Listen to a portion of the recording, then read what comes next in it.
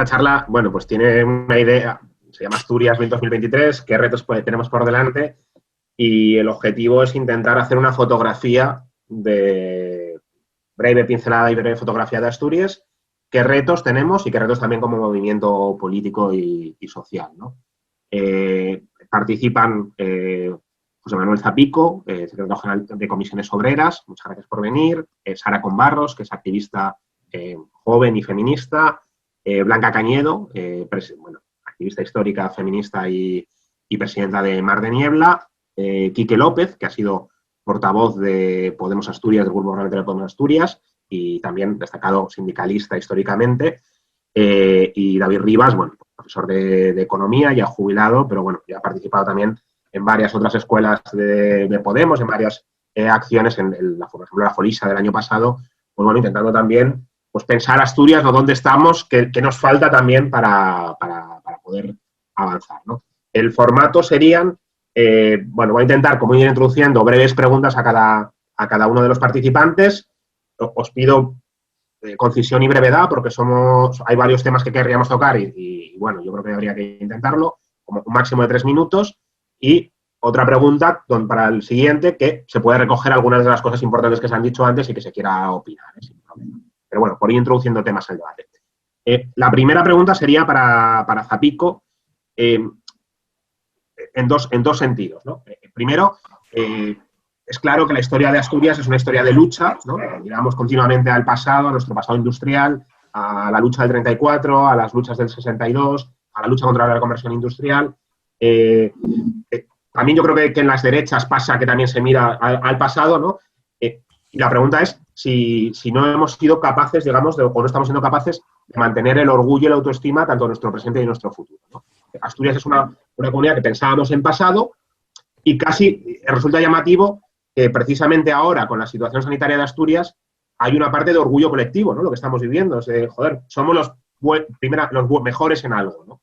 Y creo que eso también tiene que ver con la autoestima y relacionado con eso también preguntarte el panorama industrial, ¿no? Donde vemos cierto declive, bueno, pues cuál es tu opinión a nivel en rasgos generales de la situación industrial y con cosas, por ejemplo, que oíamos a Yolanda Díaz en la campaña de las gallegas, donde hablaba que Galicia tenía competencias en materia industrial para poder afrontar los cierres, ¿no?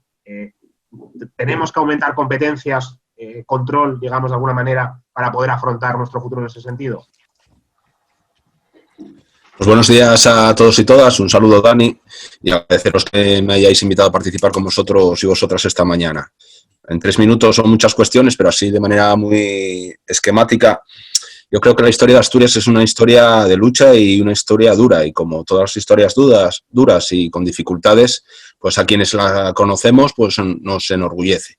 Lo cierto también es que cada vez se conoce menos, porque está muy lejos de las líneas editoriales de los libros escolares, de las clases, y es una historia que conocemos pues, la gente que tenemos preocupaciones políticas y sindicales, pero tengo la sensación que las generaciones más jóvenes están alejadas de esa historia. Por lo tanto, hoy esa juventud que está siendo maltratada por las decisiones políticas que se están adoptando y que está condenando a la generación joven mejor preparada en Asturias pues al destierro, a tener que emigrar más allá de Pajares, más allá del Cantábrico, se siente maltratada y por lo tanto yo creo que ya no sirven esa visión hacia atrás para coger impulso y enorgullecernos, sino que tenemos que dar respuestas y soluciones a los problemas del día a día.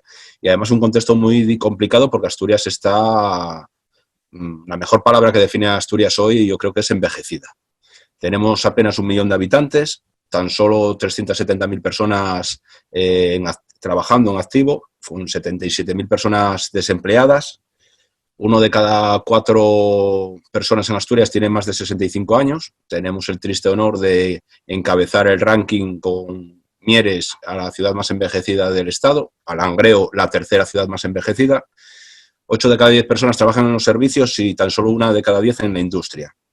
Con ese escenario, desde luego, tenemos que interactuar, ser conscientes de la realidad que nos ha tocado vivir y, desde luego, la respuesta a la pandemia desde lo público y desde la sanidad es un motivo de satisfacción. yo no sé si decir que somos los que mejor lo está haciendo o los que menos mal lo está haciendo. Es decir, la pandemia ha puesto el sistema neoliberal al desnudo, ha puesto las carencias de la sociedad en el escaparate, en el sentido de que durante muchos años en este país se ha recortado, se ha privatizado, se han externalizado servicios públicos, y en ese sentido quien mantiene músculo, y que en Asturias así es en cierta medida, pues lo está haciendo mejor. Porque la buena gestión no se puede achacar a un gobierno en concreto o hacer un análisis de partes, sino que eso es necesario e imprescindible, pero sobre todo se necesitaba músculo sanitario, y eso se consigue defendiendo los servicios públicos, en concreto la sanidad pública. Y es fruto en buena medida también a años de concertación en Asturias, desde los años 90, que de manera reiterada se venían firmando acuerdos para invertir en la sanidad pública y evitar privatizaciones. Acuerdos que, por cierto, aprovecho para decir que siempre iban con la ausencia de la firma de la patronal, que nunca firmaba ese anexo de la concertación, ni en sanidad ni en educación, porque había un modelo claro que pues, la correlación de fuerzas nos permitía arrancar en Asturias a favor de la inversión pública en estos dos sectores.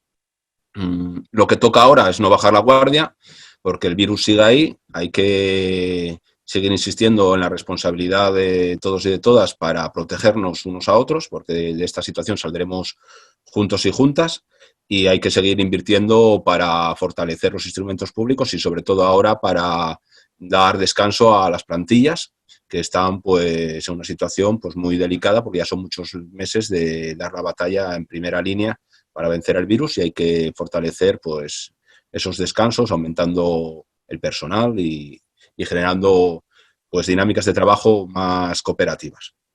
Y el futuro, enlazando un poco mi intervención, para no me alargar, al que nos enfrentamos en Asturias, pues buena parte pasa por la transición energética, por la transición digital, por el reto demográfico, y ahí pues los fondos europeos a los que tenemos que optar juegan un papel importantísimo, y hay que hacer los deberes para estar a la altura de las circunstancias que nos han tocado vivir. En materia de transición energética, en Asturias se da la tormenta perfecta, porque las tres patas de la transición energética en Asturias se dan: el cierre de la minería del carbón, la generación térmica con carbón, y además pues con empresas muy dependientes de los precios de la electricidad, las empresas hiperelectrointensivas que transforman las materias primas, y que sin un estatuto para las empresas electrointensivas que garanticen precios de la luz estables, predecibles y competitivos, pues tenemos riesgos ciertos de cierre, de situaciones como las que conocemos en Alcoa, donde se malvende la empresa a un grupo especulativo, o de deslocalizaciones. Y en ese sentido es una herramienta de primer orden por la que tenemos que pelear en Asturias, para que el gobierno de Adrián Barbón demuestre de verdad si es cierto la influencia que tiene en el Consejo de Ministros, y que durante meses estuvo alardeando de ellos, y ahora hay una buena oportunidad para demostrarlo. Es muy importante porque nuestras empresas no pueden competir en tanta desigualdad con el marco europeo, con precios de la luz hasta un 25% más caros en Asturias o en España que en el resto de la Unión Europea. Y en definitiva cerraría esta primera intervención diciendo que tenemos que dejar atrás el regate en corto, que hay que poner las luces largas, que nosotros desde la concertación el 1 de agosto firmamos un acuerdo que creemos que es útil para Asturias, que sienta las bases de una hoja de ruta por donde creemos que puede pasar el futuro, de ayudar a las empresas, proteger a las personas, creando la figura de la delegada de igualdad, que es algo novedoso en todo el Estado, porque no existe ninguna comunidad autónoma esa herramienta para combatir la brecha salarial, o cuestiones como fortalecer los servicios públicos y apostar por los sectores estratégicos de nuestra región. Para eso se necesitan presupuestos, y ahora pues nuestro mensaje es que hay que favorecer que con contenidos reales en esa dirección unos presupuestos para Asturias, que son necesarios para afrontar la crisis que nos ha tocado vivir, pero sobre todo porque nos gustaría que fuese la antesala de estabilidad desde la izquierda al futuro de Asturias, con propuestas políticas que tengan un claro marcado carácter progresista y de avanzar en Asturias hacia los retos que pues, las tres fuerzas parlamentarias de la izquierda alternativa y de la socialdemocracia tienen en sus programas electorales y que a nosotros, pues desde luego, nos gustaría que hubiese esa unidad y esa estabilidad para afrontar con ciertas garantías el futuro de Asturias, que, insisto, tenemos muchos retos por delante, Asturias se la juega y en un momento muy complicado es muy importante buscar esas alianzas. Muchas gracias. Sara, yo recordaba un artículo que sacó Soncanda, no me parece, hace como un par de años, ¿no? Que hablaba de si Asturias se salvaba luchando o si Asturias se salvaba pensando, ¿no? Que a veces estaba faltando innovación también para pensar nuevas alternativas. Yo te voy a preguntar si hemos vivido en la melancolía y si hemos estado a la altura también de construir alternativas económicas para nuestros jóvenes, ¿no? Cómo se está viviendo ser joven con un riesgo de migración, ¿no? Y algo que decía ahora Zapico, ¿no? Que hablaba de que, claro, somos la comunidad más envejecida, Mieres y Langreo lideran envejecimiento. Bueno, ¿qué se puede hacer que no sea un brindis al sol, ¿no? Por ejemplo, políticas como la universidad gratuita para atraer gente a Asturias, ¿no? Ante la pérdida de alumnos de la universidad, u otras políticas como el 0-3 o lo que sea, si creéis que no hay políticas, digamos, para mantener a la población que no emigre y que pueda desarrollar un proyecto de vida aquí, ¿no? ¿Cómo lo vivís? Bueno, en primer lugar, muchas gracias por la invitación y es un lujo participar en esta mesa con gente que lleva tantos años haciendo cosas muy importantes por Asturias. Y nada, la pregunta que me haces, yo creo que partimos de un diagnóstico muy compartido y muy sabido ya, y es que Asturias es un territorio dañado. O sea, no solo Asturias, también Andalucía, Extremadura, el resto del resto de los territorios, y eso es un diagnóstico muy sabido y que compartimos. Y creo que aquí enlazaría con el artículo de Suani lo que nos contaba, y creo que deberíamos hacer una profunda autocrítica desde todos los espacios de la izquierda, desde todos los sectores, y es que a veces nos quedamos como muy instaladas en el diagnóstico y en esa queja y nos cuesta pensar en alternativas, nos cuesta ponernos a construir en alternativas reales y sobre todo que convenzan. Creo que nos falta a veces ese trabajo en clave propositiva y salir un poco del diagnóstico y de la queja. Y aquí, para mí, y creo que especialmente para la gente joven, durante estos últimos años, yo creo que hay dos movimientos, que son el feminismo y el ecologismo, que nos están ofreciendo lugares muy privilegiados y estratégicos para pensar y para imaginar esos horizontes y proyectar hacia el futuro, que es lo que creo que nos hace falta, y dibujar ese horizonte un poco ilusionante de una buena vida posible aquí en Asturias. Eso, y que nos haga avanzar hacia modelos de sociedad y modelos de bienestar que reinyecte sentido y fuerza a las democracias, que yo creo que ahora mismo están viviendo momentos bastante problemáticos entre las políticas austericidas vacías y la extrema derecha pues poniendo en cuestión derechos fundamentales. Por aterrizarlo un poco en Asturias y con lo que me preguntabas de que tenemos un territorio muy envejecido. Creo que esto pasa, evidentemente, construir futuro en Asturias pasa por pensar en la situación de la gente joven.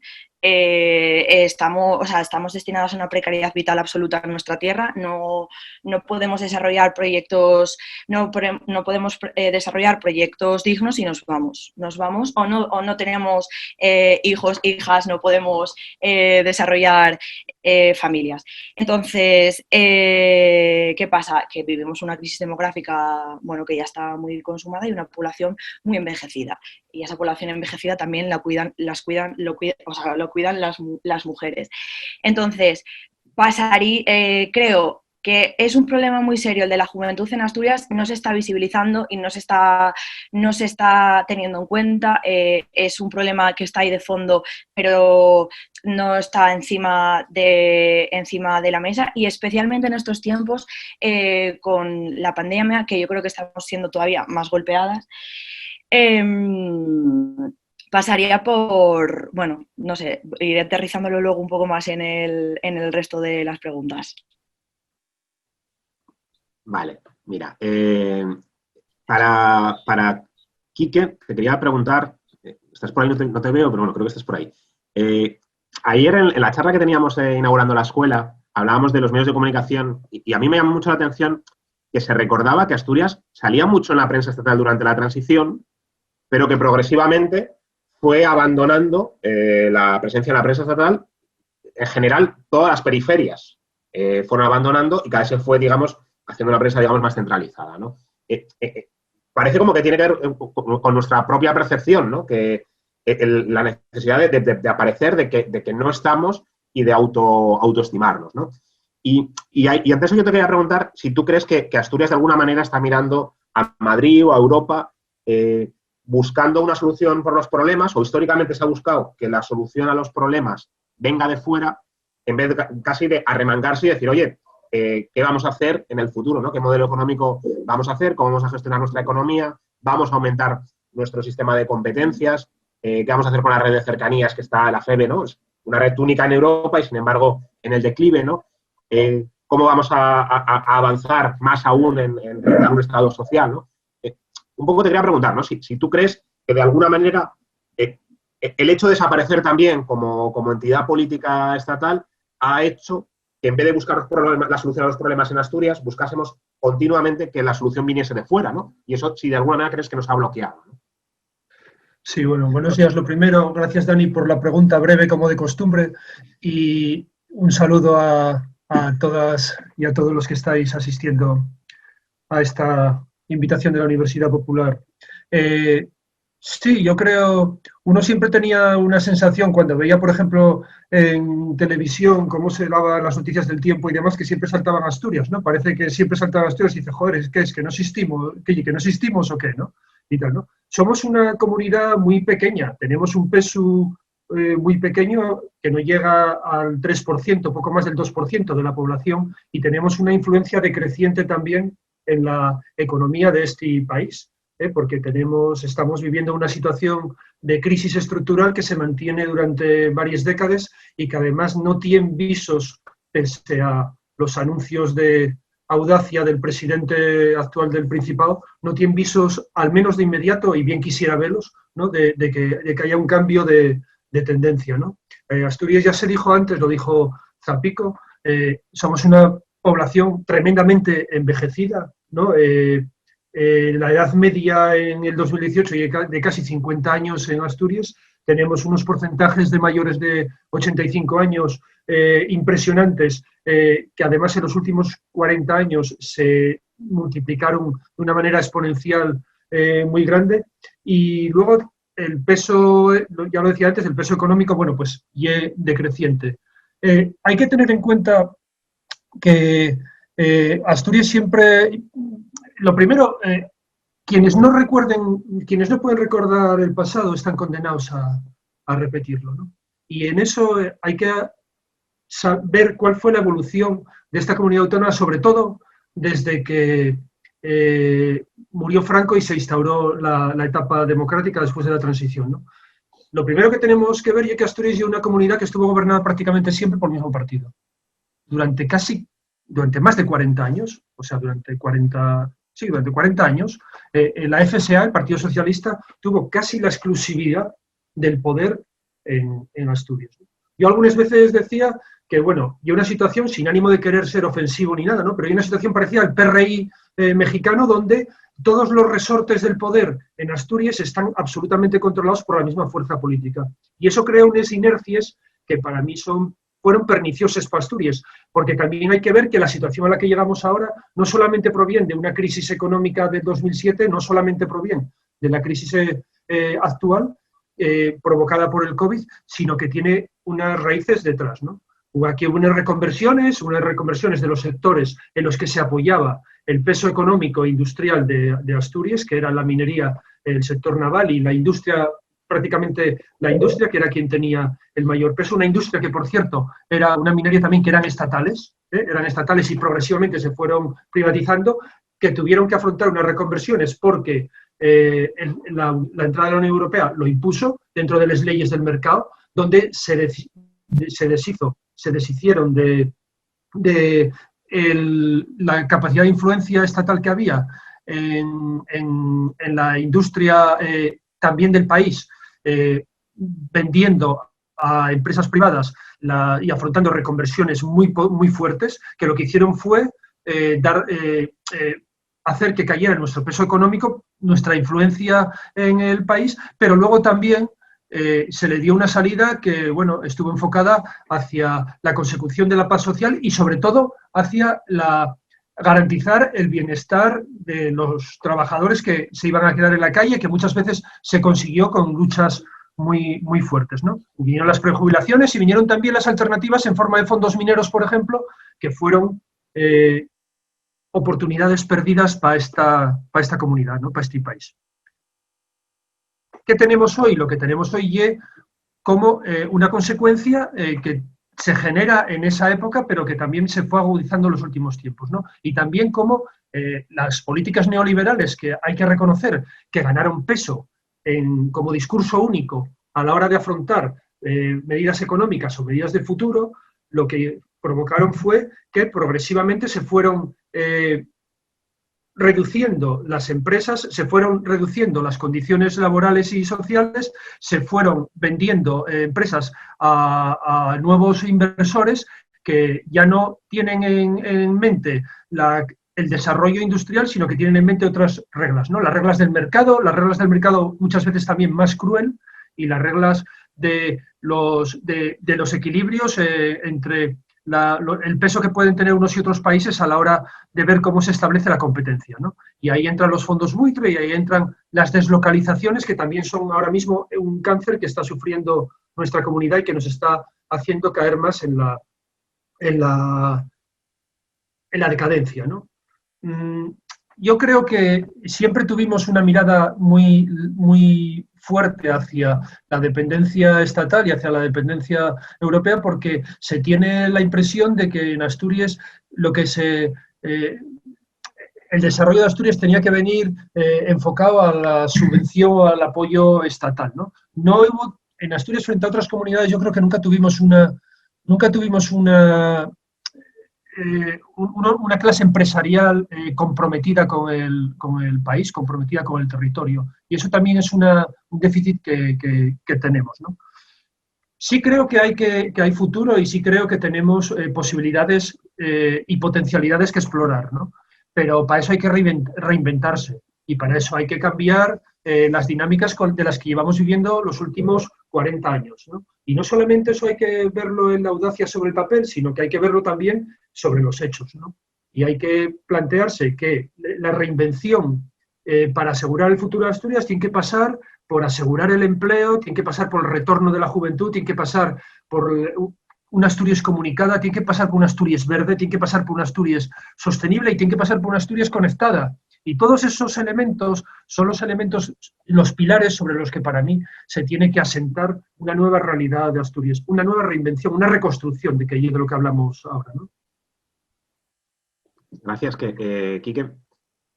A David, un poco recogiendo cosas que decía Quique, ¿no? De esta sensación de declive, pero a la vez una cierta paz social, ¿no? También con cuantiosos fondos mineros en ese momento, ¿no? O sea, parece que de alguna manera pues, fue progresivamente deconstruyendo la riqueza industrial de la comunidad, ¿no? Y tras décadas de desindustrialización, lo que nos encontramos es una actividad económica, lo decía Zapico antes, entregada al sector servicios, a la hostelería, al turismo, como piedras angulares de actividad productiva, ¿no? No sé si como piedras que se quieren fomentar en el futuro, ¿no? Yo no sé si la crisis del coronavirus va a acentuar nuestra dependencia de estos sectores. Venimos de un verano récord, digamos, en visitas turísticas. ¿Qué cabe esperar de nuestro futuro económico si no diversificamos estas bases socioeconómicas, si somos turismo dependientes o una comunidad de servicios? Y si eso podría llevar incluso a un nuevo ciclo de inmigración juvenil, ¿no? Porque David, somos campeones en brecha salarial y farolillos rojos en tasa de población activa trabajando, sectores con alto riesgo laboral, tasa activa femenina, paro femenino, etcétera. Paro juvenil en muchos casos. Tenemos, indicadores económicos terribles en ese sentido, ¿no? En esta fotografía económica, y yo te quería preguntar, pues si, pues bueno, ¿cómo lo ves tú como economista, ¿no? ¿Hacia dónde crees que se puede ir? ¿Estás por ahí, David? Sí. Vale. Oye, muchas gracias primero por la invitación. A mí préstame siempre hacer ver cuál fue la evolución, de dónde venimos, cómo estamos y a dónde podemos ir, ¿no? Asturias sigue una evolución desde una economía de enclave a una economía declinante, pasando por una economía subvencionada. Yo creo que eso va a determinar tremendamente la nuestra posición y el nuestro futuro, ¿no? Una economía de enclave ya da algo muy asemejado a una economía colonial, porque se basa básicamente en explotar mano de obra con casi obtención de lo que decían los clásicos, plusvalía absoluta, y un deterioro de los recursos naturales. Primero fue la inmigración desde el campo, la minería y energía eléctrica, luego la inmigración de la mocedad y territorio y medio ambiente, que es la pata fundamental del turismo que Asturias está vendiendo. Yo creo que eso es importante plantearlo para saber dónde estamos, ¿no? Habiendo pasado previamente por la economía subvencionada. El tener un sector turístico bueno ya es importante, pero claro, ¿qué sector? ¿Cómo se desarrolla ese sector turístico? Y aquí es donde tenemos que ver que tenemos que buscar un turismo de calidad, un turismo lento, dentro del movimiento slow, ¿no? Que eso notóse mucho con esto del coronavirus, ¿no? El turismo creció mucho, pero fundamentalmente el tirón fue la imagen esa de una especie de aislamiento sanitario y ambiental que Asturias estaba vendiendo. Por lo tanto, hay que ir a un turismo que no venga marcado exclusivamente por el mercado, sino que tenga saber lo que queremos buscar, qué turismo es el que queremos buscar, ¿no? Hay una cosa muy curiosa en este verano que pasó, el otro día ponían la prensa, ¿no? De los primeros destinos que crecieron más este año en todo el Reino de España, 5 ya eran asturianos. Y es curioso, porque esos 5, por orden, ya era Colunga, Ribesella, Villaviciosa, Cangas de Onís y Valdés. Claro, estamos hablando de 4 costeros, y luego sí, el caso de Cangas de Onís, que tiene el tirón de Covadonga y de los Llagos, ¿no? Entonces, claro, si el turismo que está creciendo y el costero, es porque seguimos con un problema de turismo playero, porque no se potencia el turismo en el interior. Y mi pregunta cuando vi esos 5 turismos fue, ¿qué fue de Llanes? ¿Qué fue de la gran perla del turismo que iba a ser Llanes? Pues Llanes es el ejemplo de un turismo que no se puede plantear. Apostaron por un turismo tipo mediterráneo, urbanizaciones, especulación, fondos especulativos. Resulta que este año ya no entra ni siquiera entre los principales destinos turísticos de la propia Asturias. Y eso es una cosa muy, muy importante. Hay un estudio de la Unión Europea reciente sobre la evolución del turismo alemán. Y los alemanes, de cada 10 alemanes que decidieron desear de ir al Mediterráneo español, 7 hicieronlo por motivos ambientales. Claro, ¿por qué? Porque el turismo deterioró tanto el ambiente, deterioró tanto el territorio, que aquellos turistas que hicieron crecer el sector son ahora los que no van. 7 de cada 10, de los 10 que deciden no ir, 7 ya por motivos ambientales. Eso danos una idea. Y aquí tenemos una ventaja en Asturias, alguna ventaja hay que tener. Como llegamos tarde a todo, tenemos modelos de los que aprender y sobre todo modelos de los que no da aprender. Yo creo que eso es muy importante. Entrugaves por el coronavirus, el impacto. El impacto del coronavirus es muy incierto, en esto y en todo, ¿no? Este año fue un año muy bueno en comparación por el turismo rural, por esa idea de que Asturias era una isla casi sanitaria, era una burbuja. Cuando se declaró el problema en Cangas de Onís, decían los turistas, pero si aquí no pasa nada, peor estamos en Madrid. O sea que ellos eran constantes y decían, aquí declaren una alarma, una alerta naranja, y aquí no pasa nada, ¿no? Entonces, eso es importante. ¿Qué va a pasar en el 2021? Pues eso no se va a saber, no sabemos si va a haber vacuna, si volveremos a la normalidad o por lo menos a lo que yo llamo ya una post-anormalidad, y eso ya es complicado. ¿Va a haber cambios culturales y comportamentales? Seguramente los va a haber, pero yo no me atrevería a hacer ningún pronóstico de si el coronavirus va a marcar demasiado este sector. Yo creo que estamos analizando fenómenos coyunturales, porque por mucho que cambie el coronavirus la nuestra vida cotidiana, no desea de ser un elemento coyuntural en las políticas económicas a medio y largo plazo. A corto plazo a lo mejor sí. Y luego, para terminar, falabes de la inmigración. Yo no creo que vaya a haber una nueva ola, como se dice ahora, de inmigración de mocedad, pero por una sencilla razón, porque ya no hay quien inmigre. Ya cada vez tenemos menos mozos que marchen porque tenemos menos mozos. O sea, el gran boom de la marcha fue cuando las leyendas urbanas famosas del presidente del Principado, ¿no? Pero hay una cosa, y a mí sí, yo creo que hay que de vez en cuando encontrar alguna ventaja en los inconvenientes que tenemos, ¿no?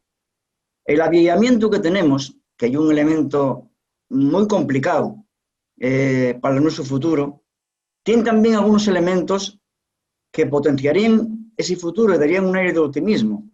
Por ejemplo, los viejos entre los cuales voy a empezar a contarme ya, los viejos de ahora tienen una renta media relativamente alta, relativamente. De hecho, los pensionistas tienen mayor renta que la mayor parte de los empleados en este momento.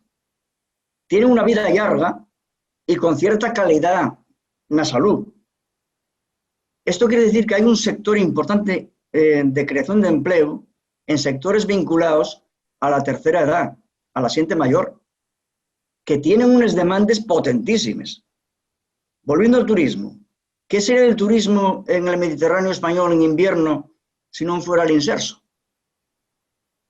Están manteniendo en el invierno, en el turismo estacional, está salvando la estacionalidad precisamente por la gente mayor. Y ahora que suspenden los viajes del inserso este año por el COVID, están ya aterrados completamente. No salvaron el verano con el turismo internacional y no más salvaron el invierno con el turismo de la tercera edad. Hay toda una demanda de servicios para este tipo de personas que no están cubiertas.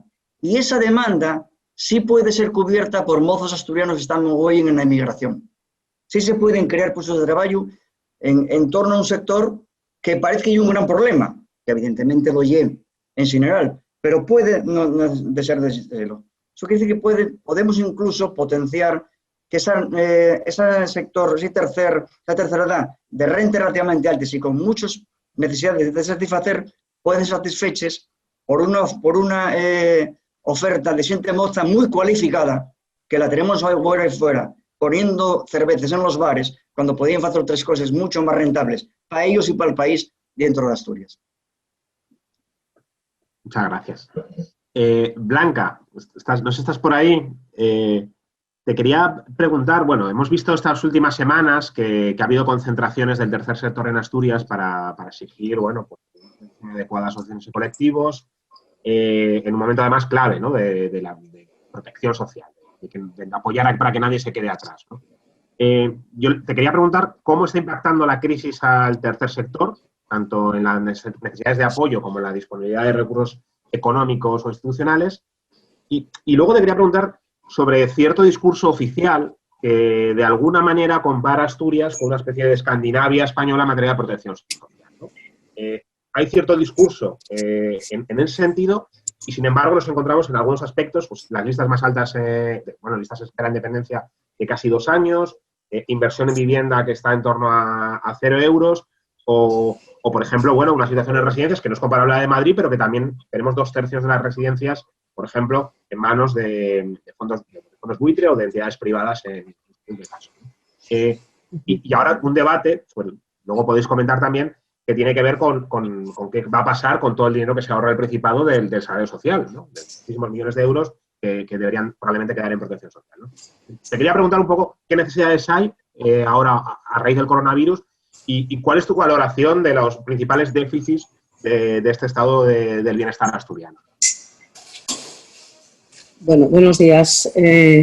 Digo, he estado escuchando las charlas anteriores y realmente llama la atención que creo que casi todos y todas tenemos bastante claro lo que está pasando y por qué estamos donde estamos, ¿no? Y realmente podríamos decir que tenemos un diagnóstico bastante claro de por qué esta crisis sanitaria no es una crisis sanitaria solo, sino es una crisis social.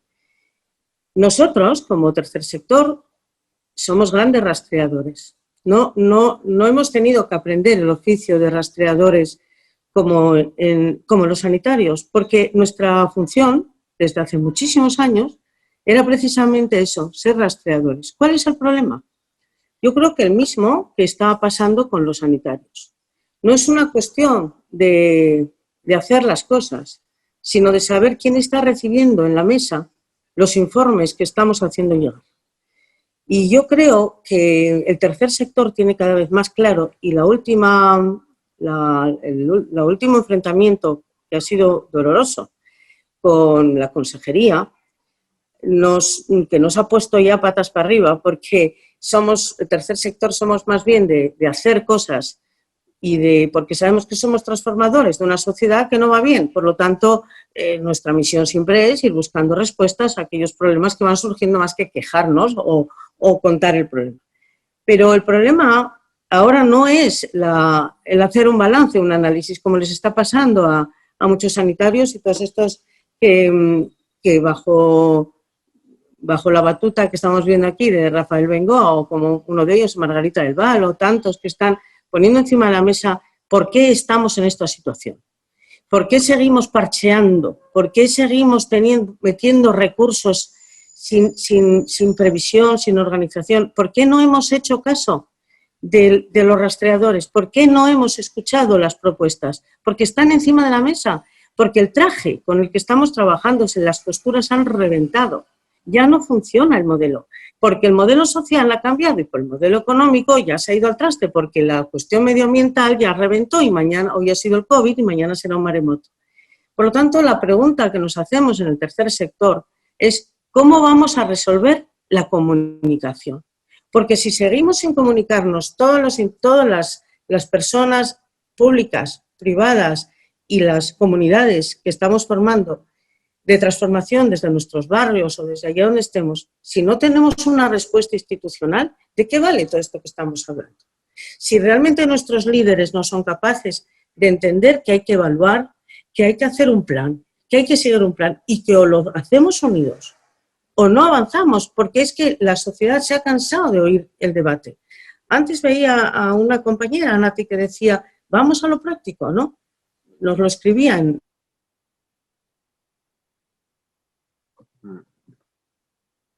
No sé si te caíste. Sí. Blanca. Es que Blanca no está en España ahora mismo y a lo mejor tiene la conexión un poco regulera. Pero sí. Bueno, nada, seguimos y sí. Cuando volvemos para ahí, ¿vale? Bueno, relacionado con Sara, yo te quería preguntar y se lo preguntaré luego a Blanca cuando vuelva también. Lideramos España, o sea, el conjunto del Estado en brecha salarial, ¿no? Somos campeones en el territorio que mayor brecha salarial hay, también en brecha de pensiones, ¿no? Más diferencia entre las pensiones de las mujeres y de los hombres. Y esto sucede a la vez que Asturias presume de alguna manera de ser la vanguardia del feminismo, ¿no? Lo mismo que presumíamos con la vanguardia social, se presume de alguna manera la vanguardia del feminismo y, sin embargo, cuando miramos la situación económica, pues parece que no es así, ¿no? Yo te quería preguntar si tú crees que Asturias es una mala sociedad, no solo para ser joven, sino para ser mujer, si ha demostrado Asturias que es feminista y qué retos le pondrías tú en materia feminista para hacer una sociedad más igualitaria a nivel estructural y que no sea simplemente pues, un discurso, sino también algo asentado, digamos, en la acción política. Vale. A ver, el lugar desde el que yo hablo, evidentemente, y pienso en Asturias y hago el análisis o del contexto, es un lugar muy situado que es eso, ser joven y ser mujer aquí en Asturias. Ya repetimos en las diferentes intervenciones, lo explicaron ellos también muy bien. Tenemos que partir del hecho insólito de que en 10 años la gente joven hemos vivido 2 crisis económicas bestiales, la del 2008 y la que está llegando, la que está la que está llegando o la que está por llegar. Eso por un lado. Es decir, somos la generación más preparada de la historia, pero también la más golpeada y la más precarizada, con todas las implicaciones que eso tiene. Además a eso, habría que sumar, en este caso, ser mujer, con todas las implicaciones que también tiene, y en esta tierra que vive esta crisis demográfica y que sigan sin estar garantizado el derecho universal, yo creo, a los cuidados. Entonces, por un lado, las mujeres, o sea, la gente joven se va, nos vamos a buscar otras oportunidades a Madrid, a Barcelona, a Europa, etcétera. Y por otro lado, las que nos quedamos o las mujeres que nos quedamos aquí, vemos muchísimos obstáculos para poder desarrollar un proyecto vital aquí, como por ejemplo, pues encontrar un trabajo más o menos estable que te permita vivir un poco en el medio plazo y no en el día a día, el acceso a la vivienda, un largo, etcétera. Y además las que se quedan aquí son también las que están cuidando a esa población envejecida. Entonces, no es un buen lugar para ser mujer y para ser joven Asturias. Por otro lado, se puede presumir de ser vanguardia feminista, lo que pasa que yo creo que habría que recordarles bastantes cosas a este gobierno socialista feminista. No puedes llenarte la boca con la lucha contra las violencias machistas teniendo la ley trans en un cajón, por ejemplo. No puedes. No estás garantizando unas vidas libres de violencias a un colectivo como es el colectivo trans, un colectivo que ahora mismo está muy golpeado, pero ahora mismo en esta crisis todavía más. Eso tiene mucho que ver con la lucha contra las violencias machistas y lo están dejando de lado. Por un lado, suspenden en la ampliación de derechos democráticos, porque los derechos para el colectivo trans también son derechos para nosotras y para toda la población. Eso por un lado. Por otro lado, salió la noticia en La Voz de Asturias esta semana de que nos colocamos a la cabeza como comunidad con la mayor brecha salarial, con todo lo que significa eso, que tiene mucho que ver también con ser joven y con ser mujer aquí y con desarrollar mi vida en esta tierra. Y por otro lado, con todo el tema de cuidados. O sea, las mujeres hijos no porque no queramos, no tenemos hijos porque no podemos y porque tampoco está habiendo medidas de conciliación claras que permitan a las mujeres trabajar, tener hijos, todo el cuidado que eso conlleva, con también modelos de cuidados corresponsables. Entonces, creo que el feminismo tiene mucho que ver también con lo estructural. Y creo que si te colocas en el lugar situado de ser joven y ser mujer, tienes una óptica privilegiada para ver que por qué este gobierno no podría tampoco llenarse la boca como lo hace con el feminismo. Blanca, ¿estás por ahí? ¿Volviste? Sí, está. Vale, mira, te vuelvo a dar la palabra. Y te añado también lo que le acaba de preguntar a Sara, que era en relación, pues bueno, Sí. a los datos de brecha salarial de Asturias, que están en la cabeza del Estado, ¿no? A pesar de que hay cierta sensación o cierta imagen oficial de que Asturias es vanguardia del feminismo, ¿no? Yo te quería preguntar, para ser vanguardia del feminismo, ¿qué nos faltaría por hacer?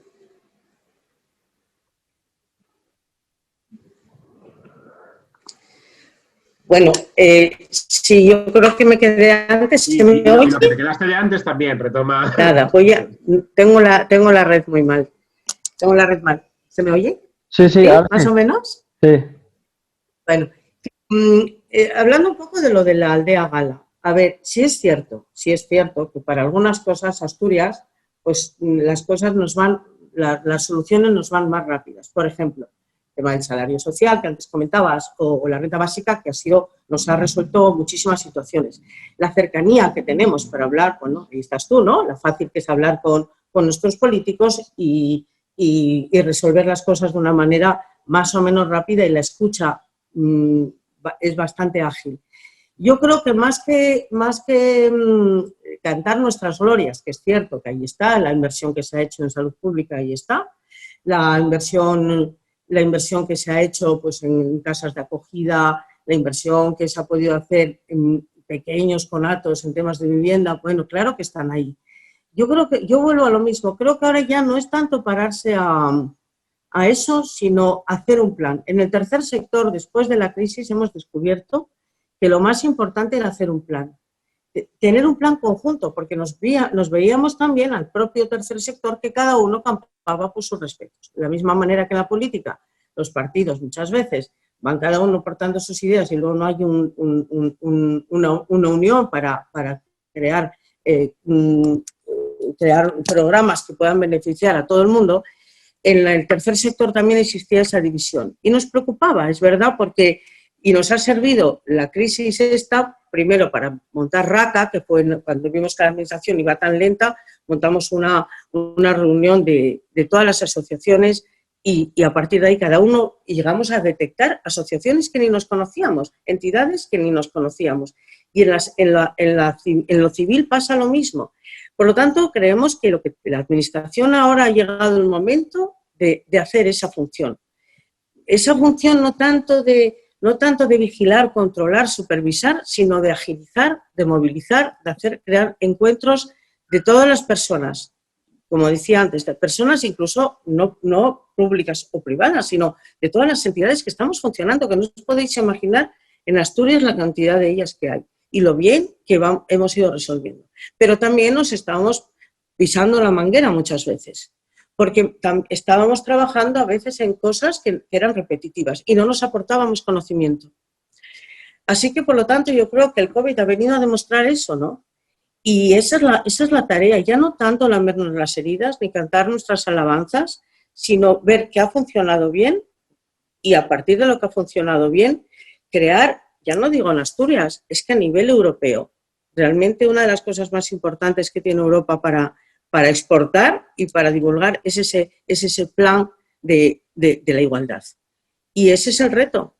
Y realmente tenemos todas las herramientas. ¿Qué nos falta? Pues quitarnos soberbia, la manía de ponernos medallas. Y no importa quién haga las cosas. Y eso en el feminismo creo que lo tenemos bastante claro y Sara y yo trabajamos muy codo a codo. No importa quién lo haga. No importa lo que trates en convencer. No importa. Sino es ese tiempo que dedicamos a charlar, a comunicarnos, a intercambiar experiencias. Si no hacemos eso, ¿qué importa una aldea gala? ¿Qué importa? Si eso no sirve para nada a nivel europeo. Es un parche. Y la que nos viene encima es muy gorda. El Banco de Alimentos ya lo estamos reforzando. Nos viene una muy gorda este otoño. Y también sin previsión. Es un poco ininteligible que todavía no hayamos aprendido la lección, ¿no? Así que yo creo que va por ahí y yo me encantaría leer cuando pueda las conclusiones de ese informe FAESA que me parecen geniales.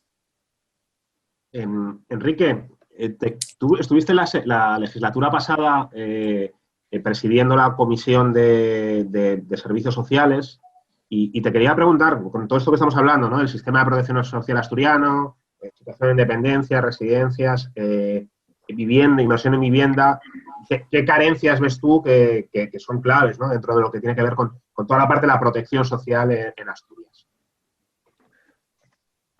Bueno, uno se alegra cuando en esta crisis sanitaria, pues Asturias aparece con referencias más positivas o al menos con unos resultados más positivos que otras comunidades autónomas que están haciendo las cosas bastante mal y que, bueno, por distintos factores, pues fuimos capaces de afrontar de una manera menos perjudicial o menos dramática de la que se está afrontando en otros sitios la crisis, ¿no? La crisis en los hospitales, la crisis sanitaria y también la crisis en las residencias, pero la realidad y otra también, más que por encima de las coyuntures, lo que hay detrás y una situación que los mismos profesionales, tanto sanitarios como de los servicios sociales, denuncian continuamente, que hay un progresivo abandono de lo público y una creciente privatización de los servicios sociales, ¿no? En la Comisión de Servicios Sociales, que en aquel momento la consejera era Pilar Varela, antigua alcaldesa de Avilés, que ahora está al frente del SEPEPA en Asturias, pues bueno, ¿no? Siempre nos bombardeaba con las comparativas con respecto a otras comunidades autónomas donde la derecha tuvo una mayor agresividad sobre lo público, ¿no? Pero aquí en Asturias también, sobre todo en el inicio de la crisis del COVID, lo que se pudo ver fue cómo se saltaron las costures con unas residencias de mayores públicas donde los servicios progresivamente se van privatizando y donde las plantillas son muy justas, muy escasas. No es una cuestión subjetiva, no es algo que esté diciendo yo, es algo que ya es fácilmente comprobable. Y cómo también la privatización o la puesta en el mercado de los servicios de atención a los mayores supone también un empobrecimiento o una degradación de esa atención sanitaria, ¿no? Porque si en los servicios públicos, en las residencias públicas de mayores, por poner un ejemplo, las condiciones de trabajo o la degradación de las condiciones de trabajo tiene que ver fundamentalmente con la escasez de efectivos, en los servicios privados, en aquellas residencias privadas, lo que hay no solamente es una escasez de efectivos, sino también unas condiciones de precariedad terribles que hacen que el servicio sea peor, ¿no? Y todo eso repercute también en una atención necesaria a la gente mayor, que además es un colectivo que cada vez tiene una mayor importancia y además donde creo que Asturias, como bien decía mi buen amigo David, debería enfocar también parte de sus potencialidades a la hora de asegurar un Asturias donde haya un bienestar, ya no digo el estado de bienestar, haya un bienestar para toda la gente y fundamentalmente para los más vulnerables entre los que se encuentra la gente mayor. ¿Cuáles son las carencias que hay? Fundamentalmente, por parte de lo público, carencias de personal, carencias de atención especializada. Se detectó que en las residencias de mayores, pues es imprescindible que haya también una atención sanitaria directa y que haya también responsables sanitarios en cada una de las residencias, porque no es posible muchas veces dar las respuestas adecuadas a aquellas personas que en un momento dado se ven en peligro, ¿no? ¿Cuál es también la vía, por no simplemente decir cuáles son las carencias, cuáles serían las vías? Las vías serían la potenciación del sector público sociosanitario y, por otra parte, hay que plantearse claramente, y yo por lo menos lo digo sin ningún tipo de tapujos, hay que plantearse claramente una revisión de la política de puesta en el mercado de estos servicios sociosanitarios, de la atención a los mayores, porque no podemos esperar a que haya otra crisis para que vuelvan a saltar por los aires otra vez las costures. Creemos que hay una obligación de los responsables políticos el ponerse manos a la obra e intentar reconducir ahora mismo la atención a nuestros mayores. Cuando hablo de la atención a los mayores, también hablo de la atención a otros sectores, ¿no?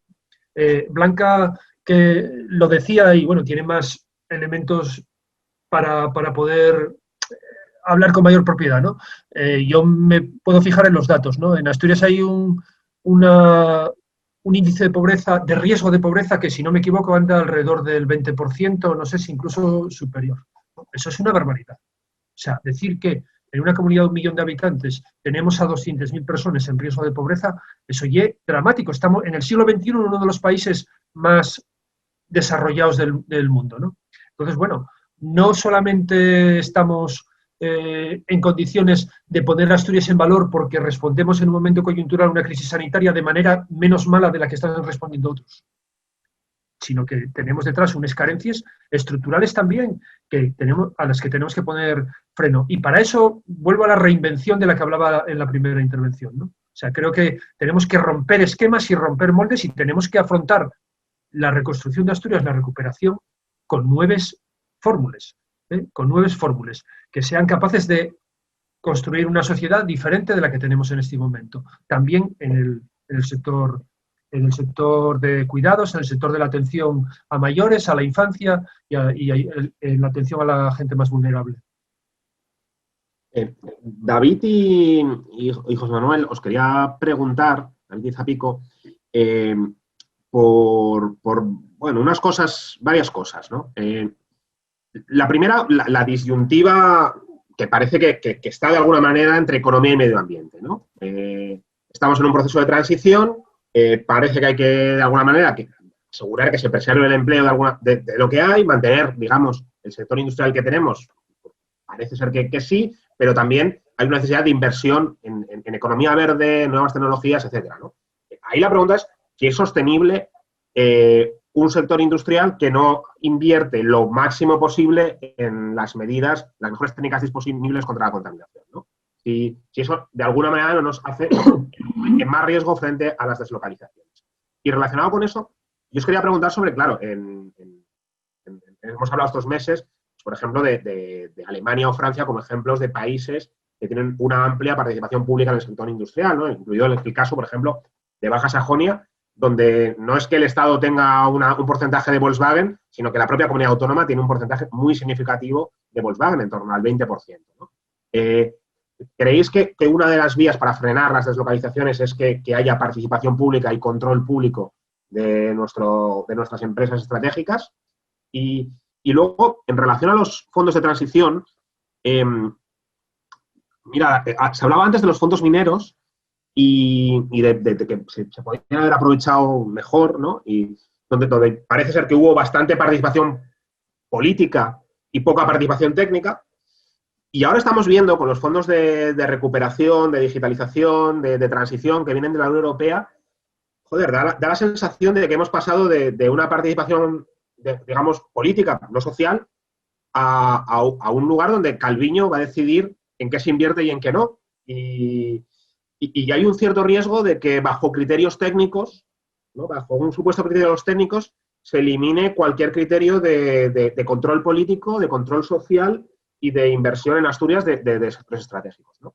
Yo no sé si veis este miedo, ¿no? Decías Zapico al principio de que Barbón ya es hora de que utilice la influencia que dice tener el Consejo de Ministros, pero yo no sé si veis algún riesgo de que se aleje, digamos, la posibilidad de usar esos fondos estratégicamente en Asturias de una forma útil, no para hacer lo que tuvimos en los fondos mineros, yo creo que es necesaria presencia de la universidad o control social, pero para poder también ayudar a la reactivación económica, ¿no? Y luego, Zapico, también te quería preguntar por algo que salía en la charla anterior, que se repetía, que era el tema de Globo, Amazon, los nuevos retos digitales, digamos, de la economía y que afectan en gran medida a los jóvenes. Bueno, pues, ¿qué respuesta estáis dando también a nivel sindical?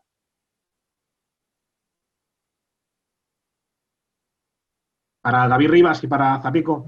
Sí, José Manuel estaba... Creo que se cayó, pero bueno, está David, así que dale tú, David. Ahora. Sí. Bueno, claro, la pregunta es tan amplia que yo no sé ni siquiera por dónde empezar, ¿no? Más claro, como hay una pregunta pensada para dos personas, pues no quisiera yo tener que responderlo todo, porque además es que no lo sé. Vamos a ver, sí, una cosa evidente, no hay futuro en sin asumir la transición energética y la transición ambiental. Y además no es solamente una cosa sencilla que decidimos tomar esa decisión, los asturianos o los que sean, ¿no? Y que ya está tomada. La Unión Europea, el protocolo de Kioto, la aprobación completa de los acuerdos de París, llévanos a la descarbonización, llévanos a un desarrollo sostenible, llévanos a una serie de cosas que en Asturias, como siempre, cometemos un error, y es que seguimos discutiendo sobre los principios, y es que los principios ya están dados, la política está asumida, Bruselas ya tomó la decisión, y ahora lo que hay que hacer es hacerlo lo mejor posible i fundamentalmente, si é posible, adelantase algunas cosas. Y en eso, el ejemplo de la COVID que comentaba muy bien Quique López, bueno, demostramos tener una cierta habilidad o una cierta capacidad, no de hacer las cosas muy bien, pero sí un poquitín mejor y un poquitín más adelantadas que los demás. Bueno, pues tengamos la capacidad de hacer también eso en esa transición. No hay que seguir discutiendo nada. Sí queda el debate, como decía antes Zapico, que sí hay que discutir el tema de los precios de la energía eléctrica. Ese sí es un debate que hay que asumir, pero no los principios de la transición energética y ambiental. Por cierto, cuando falo de precios de energía, falo de precios, porque no existe el mercado de la energía. Falar del mercado de energía es una falacia. No existe, no hay mercado de energía. Lo que hay son precios. Y precios formados una parte políticamente, con lo cual pueden ser precisamente intervenidos. Pero en fin. Y eso no nos lleva, como a veces pensamos, a una sociedad exclusivamente de servicios, ¿no?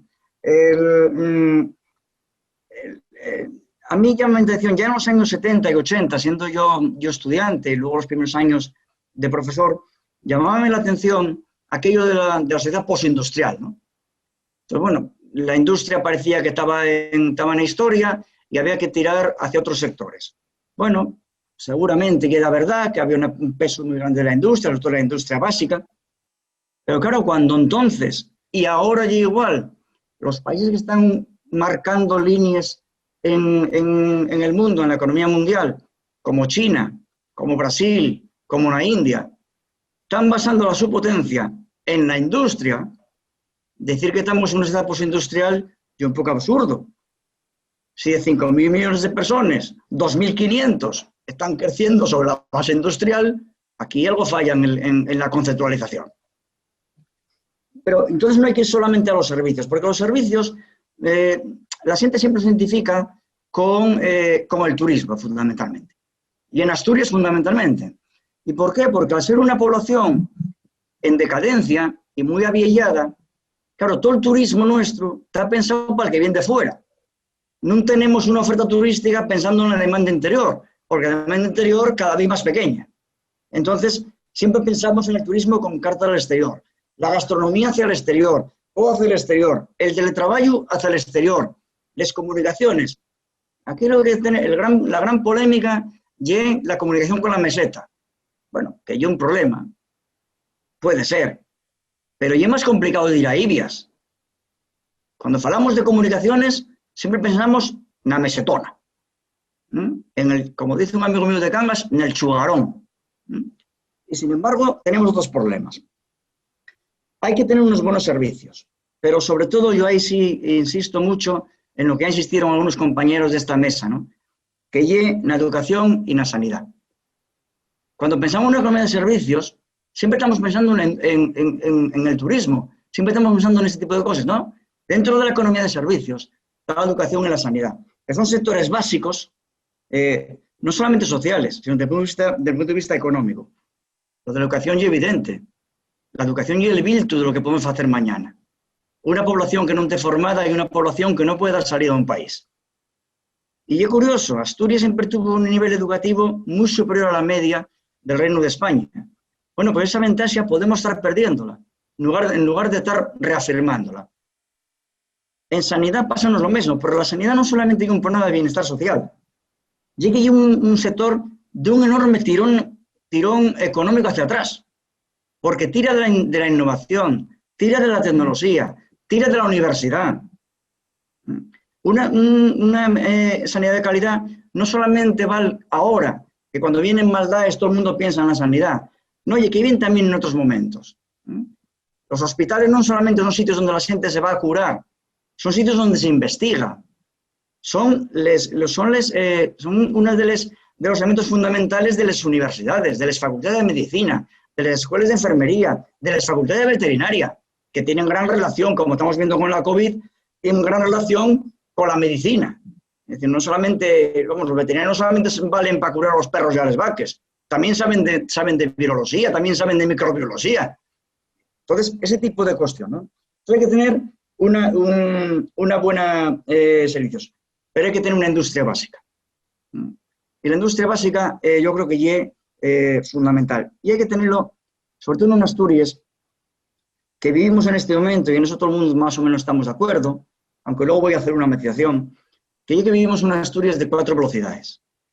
Hay un eje, que sería el actual eje Ubieu-Siero-Sisión, que sigue puntero, que tiene elementos punteros importantes, tecnológicos, el parque de Sisión, por ejemplo, la universidad, que se concentra, quitando el campo de Mieres, está muy concentrada en lo que es Ubieu y Sisión, los grandes centros de comunicación, los grandes centros, las grandes ejes también de transporte y de comunicaciones terrestres.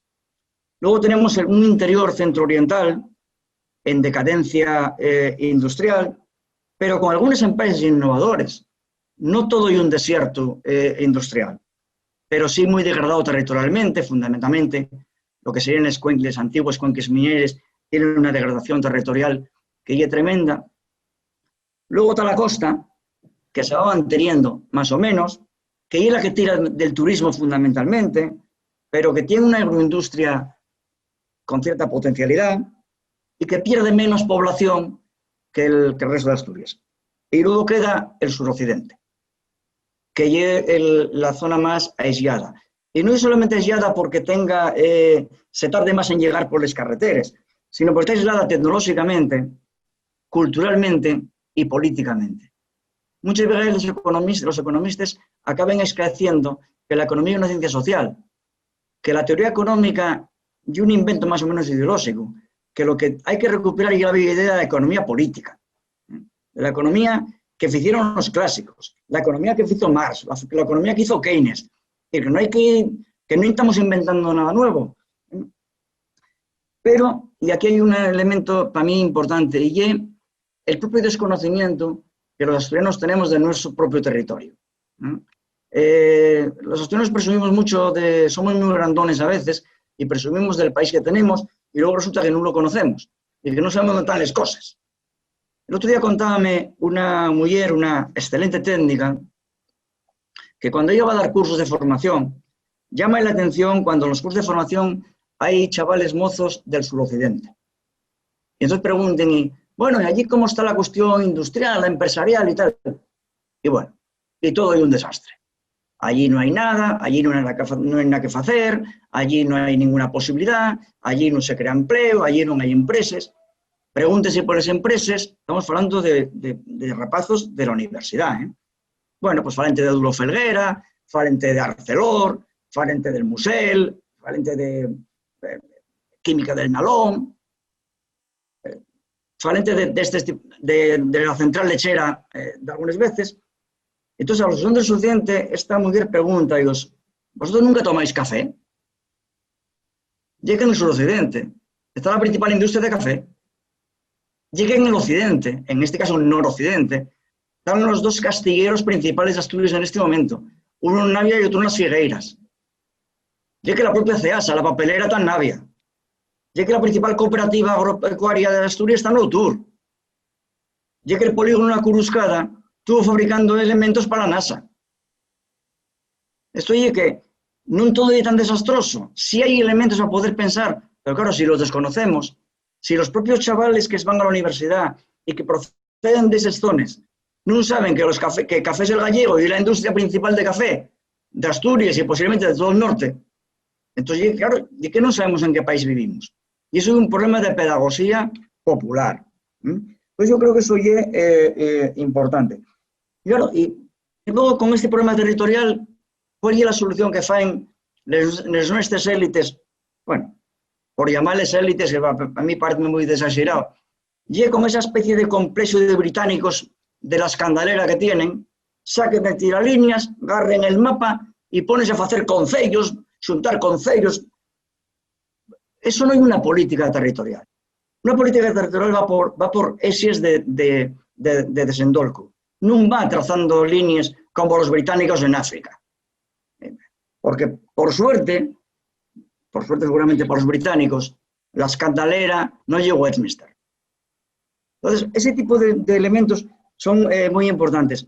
Luego, les preguntes que facíes más desde la línea sindical, home, yo no me atrevo a contestárteles porque quieren claro pazapico les preguntes. Entonces, si él puede entrar ahora, yo callo y ya en la siguiente. Sí, David, te tengo que pasar a Zapico. Sí, ya está aquí, ¿eh? Sí, hola. Es que disculpar porque se fue la luz en casa y tuve que volver a incorporarme. Nada, respecto a los retos del sindicalismo, tal como planteaba Dani la pregunta, a mí en esta cuestión siempre me gusta empezar diciendo que es muy necesario criticar a los sindicatos, que cómo se aprende, cómo se mejora, cómo hay que mirarse al espejo cada poco tiempo para seguir caminando, pero que entre todos, sobre todo en la izquierda política y social, tenemos que evitar que se critique el sindicalismo, que es una actividad esencial, lo hemos vuelto a demostrar durante esta situación de crisis sanitaria, y que hay mucha gente interesada en, a través de esa crítica a los sindicatos, cargarse la actividad sindical. Y eso tenemos que evitarlo porque es el bastión fundamental que tenemos los trabajadores y trabajadoras para defender nuestros intereses de clase. A partir de ahí, durante estos últimos años hemos sido criminalizados a través de penalizar el derecho de huelga, con muchos compañeros y compañeras enfrentándose a causas judiciales. Se nos han quitado recursos legítimos, se ha desregularizado el mundo del trabajo, dando más poder contractual a las empresas, rompiendo el equilibrio del derecho del trabajo, o también pues se ha hecho una campaña de desprestigio brutal, desmesurada desde nuestro punto de vista, que ha perseguido pues precisamente un momento de crisis económica, que los trabajadores y trabajadoras tuviesen herramientas de defensa pues más débiles. Pese a todo ello, hoy creo que hemos demostrado, como decía, que somos esenciales, que estamos en el centro del tablero, que tenemos capacidad de influencia y de condicionar políticas, tanto en el ámbito sociopolítico con los gobiernos, pues en la negociación de los ERTEs, ahora con el teletrabajo, defendiendo el ingreso mínimo vital, pero también fundamentales para que en los centros de trabajo entre la democracia, que muchos de ellos pues ha quedado a las puertas, ¿no? El te callas o te echo, o si no quieres esta mierda de salario, que ya vendrá otro, rompiendo la negociación colectiva, pues se defiende desde dentro de los centros de trabajo con la organización de los trabajadores y trabajadoras en sus organizaciones sindicales, fundamentalmente de clase, que además tienen músculo.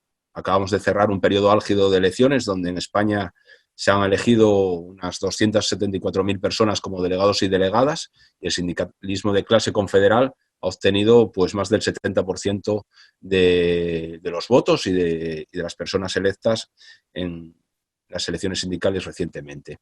¿Qué tenemos que hacer ante los retos del futuro? Yo creo que la palabra clave en esta ocasión es adaptarse, saber leer los tiempos y flexibilizar nuestras organizaciones, porque teníamos una estructura y una respuesta muy eficaz a un modelo de empresa fordista, con los trabajadores y trabajadoras en unas condiciones muy similares, en grandes fábricas, con un volumen de empleo muy importante, y el mundo del trabajo ha cambiado de manera radical y más que va a cambiar. De esa gran empresa hemos pasado a pequeñas y medianas empresas, un tejido empresarial muy atomizado, pero es que ya muchos y muchas no tienen ni centros de trabajo físico. Y ahí tenemos que, el sindicalismo de clase tiene que adaptarse para seguir dando respuesta a lo esencial, que es defender los derechos de los trabajadores y trabajadoras y avanzar en igualdad.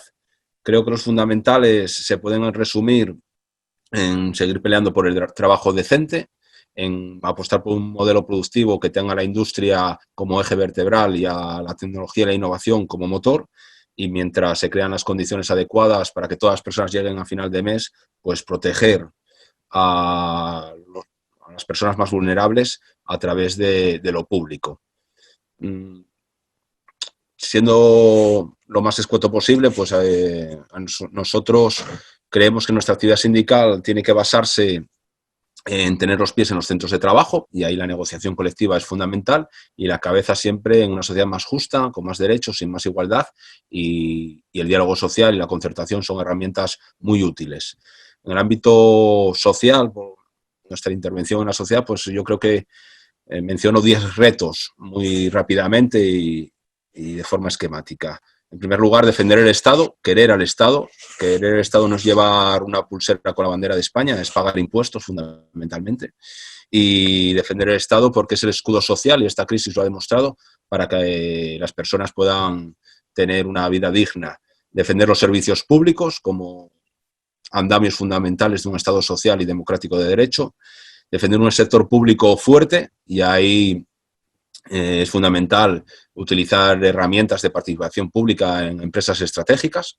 Creemos que cuestiones como la comunicación, las telecomunicaciones, cuestiones de infraestructuras, de industrias estratégicas para el Estado, tiene que haber participación pública. Y además aprovechar todos los recursos públicos posibles para posicionar a esas empresas en un mercado cada vez más global y más potente, pero siempre con una clara vocación de obtener niveles de competitividad. Es decir, lo que no vale es tratar de socializar pérdidas en el momento en que las empresas están mal, para después volver a privatizar los beneficios, que es uno de los riesgos que podemos tener en estos momentos, pero es fundamental esa participación pública. Apostar por un modelo productivo diferente, como decía antes, apostar por el conocimiento, políticas fiscales progresivas. Tenemos que defenderlo también desde la parte sindical para obtener recursos para lo público. No puede ser que de manera reiterada en estos últimos 40 años se haya incumplido el mandato constitucional de tener impuestos progresivos y de que paguen más quienes más tienen. Política de sostenibilidad y medio ambiente es fundamental. Yo creo que es una falsa disyuntiva la que nos anteponen en muchos debates entre el empleo y el medio ambiente. Al contrario, es tan necesaria una cuestión como otra, y hay que buscar instrumentos que acompañen esos procesos de transformación de nuestras empresas para no dejar a nadie en el camino. Y si hay voluntad política, no debería ser con dificultad. Combatir la precariedad, que se ha convertido pues, en una herramienta de destrucción masiva de derechos, con una generación triturada, sobre todo de gente joven, que sabe a la hora que entra en el trabajo, pero no sabe a la hora que va a salir. Y también políticas de igualdad, y todo ello en un marco de una Europa social. Y después también 10 retos en el Tajo, en los centros de trabajo. Un reequilibrio de las relaciones laborales. No puede ser que haya pues toda una zona blanca de empresas donde es muy difícil ejercer derechos democráticos para nuestra actividad sindical, con la represalia continuada a la gente que da la cara. Ahí los empresarios han encontrado en la reforma laboral pues, un instrumento de primer orden para ellos impulsar elecciones sindicales y tener sus propios sindicatos, y Vox ha puesto la marca a uno más, pero ya hay muchos de carácter corporativo y amarillista, que juegan un papel claramente de defender los intereses patronales dentro de la empresa.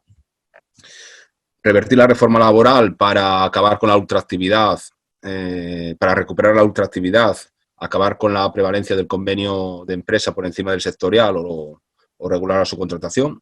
Fortalecer la inspección de trabajo. En Asturias tan solo tenemos 17 inspectores e inspectoras de trabajo para toda la comunidad autónoma. Es fundamental un mecanismo fuerte de control público de las condiciones de trabajo. Modernizar el derecho de huelga. La legislación es de la época franquista y está totalmente desfasada. El teletrabajo, la digitalización en las empresas. Apostar por el reparto del trabajo, evidentemente tiene que ser también una prioridad en un momento de desempleo tan brutal como el que tenemos y vamos a seguir teniendo debido a la situación de crisis sanitaria. Estar muy pegados a la realidad con nuevos hábitos de consumo, tanto en la hostelería como en los servicios, que también hay que regular.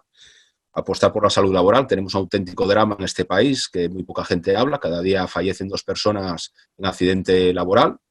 Nadie debería dejar la vida en el trabajo, y en Asturias llevamos este año 15, que si lo comparamos con el año pasado, pues es una cifra escandalosa, porque el año pasado fallecieron 8 personas en accidente de trabajo y este año, en lo que vamos de año, ya van 15, y ahí hay que meter recursos públicos para evitarlo. Regular todo lo relacionado con las plataformas digitales. Recientemente se ha ganado una sentencia en el Tribunal Supremo muy importante que va en la buena dirección de reconocer pues, lo evidente, que son falsos autónomos y que tienen que estar bajo las normas del trabajo por cuenta ajena. Todo lo que significa los riders o Glovo, Deliveroo, este tipo de empresas que lo que están buscando pues es la desregulación total del mundo del trabajo, llamando al trabajador proveedor, llamando a los seguros sociales, pues llamándolos seguros, o a las nóminas llamándolo facturas. Y ahí, pues, insisto que la acción sindical ha permitido, a través de la acción jurídica también, que se reconozca recientemente, esta misma semana, a través del Tribunal Supremo, que todos esos trabajadores son falsos autónomos. Y también otra prioridad en el ámbito laboral, pues no puede ser otra que la conciliación de la vida laboral y familiar para ganar en corresponsabilidad en la sociedad. Y todo ello, pues, tiene que estar nutrido de principios. Ken Loach decía recientemente en una entrevista que una mala práctica política o sindical de lo público viene precedida de una mala organización, y cuando hay mala organización es que escasean los principios. Y yo creo que las organizaciones sindicales de clase, muchas, pero la que yo represento, pues vienen de una tradición que nos hace sentir muy orgullosos. Tenemos la mochila cargada de valores que nos han traído hasta aquí, de entrega, de militancia, de lucha por la igualdad, no solo de clase, sino también de género, la solidaridad y la independencia, que es fundamental de la actividad sindical, tener recursos propios, como tenemos a través de la afiliación fundamentalmente, que nos permita ser independientes de todo partido político, poder económico o gobierno. Y ahí pues lo resumirían que hoy el sindicalismo se enfrenta a nuevos retos, pero son las viejas luchas de siempre. Es la disputa de la riqueza en la empresa y en la sociedad. Una sociedad cada vez más desigual, pues tenemos que anclar nuestros pies en el ámbito del centro de trabajo para tener músculo y dar la batalla por esa lucha de clases, por ese reparto de la riqueza. Vale, muchas gracias. Blanca, ya bueno, vamos con una ronda casi final, ¿no? Casi de retos ya futuros. A ti te quería preguntar, uno, ¿qué crees que debe cambiar en Asturias? O qué mejor, ¿qué no ha cambiado en 40 años que deberíamos lograr que cambie? Algo que voy a preguntaros a todos, ¿no? Que es un deseo, si pudiéramos lograr una sola cosa para 2023, de aquí a 2023, ¿qué creéis que tendría que ser? O sea, ¿qué medida justificaría, digamos, la acción política, sindical, social en esta legislatura, ¿no? Que el logro, digamos, en ese sentido? Y también te quería preguntar por la situación de la renta básica y las trabajadoras informales, ¿no? O sea, ¿cuál es la situación de las trabajadoras con menor sistema de protección, con mayor riesgo de exclusión, y si medidas con la renta básica pues pueden ayudar en ese sentido? A ver. Y si todo, os lo pido a todos, por favor, lo que sea, en 5 minutos máximo. Sí, nada. Para poder acabar ahí media como tarde. A ver, yo es que me había quedado enganchada en tu pregunta y ya me voy a quedar enganchada a tu pregunta porque era la que me importaba, ¿no? Que la llegada de estos fondos que van a llegar a Asturias. Me parece que es una ocasión fantástica para que los sindicatos ya de alguna manera intervengan de una manera más activa, porque nuestros trabajadores son mercenarios, porque no los contrata ni la empresa directamente. Yo veo todo lo que han hablado los jóvenes antes, ¿no? Y lo que observamos. Es el momento que los sindicatos, esas leyes que ha expresado tan claramente, hagan algo ya. Tiene que haber un movimiento. No puede ser que los fondos que van a venir ahora otra vez caigan sobre las multinacionales. Esas que han destruido el servicio de ayuda a domicilio, por ejemplo, y quienes conocemos a cómo están funcionando porque ¿quién ha permitido eso? ¿Cómo se ha permitido que un servicio que se hacía en pequeñas cooperativas de empresas arraigadas en el territorio pase a las multinacionales porque todo se contrata por el precio?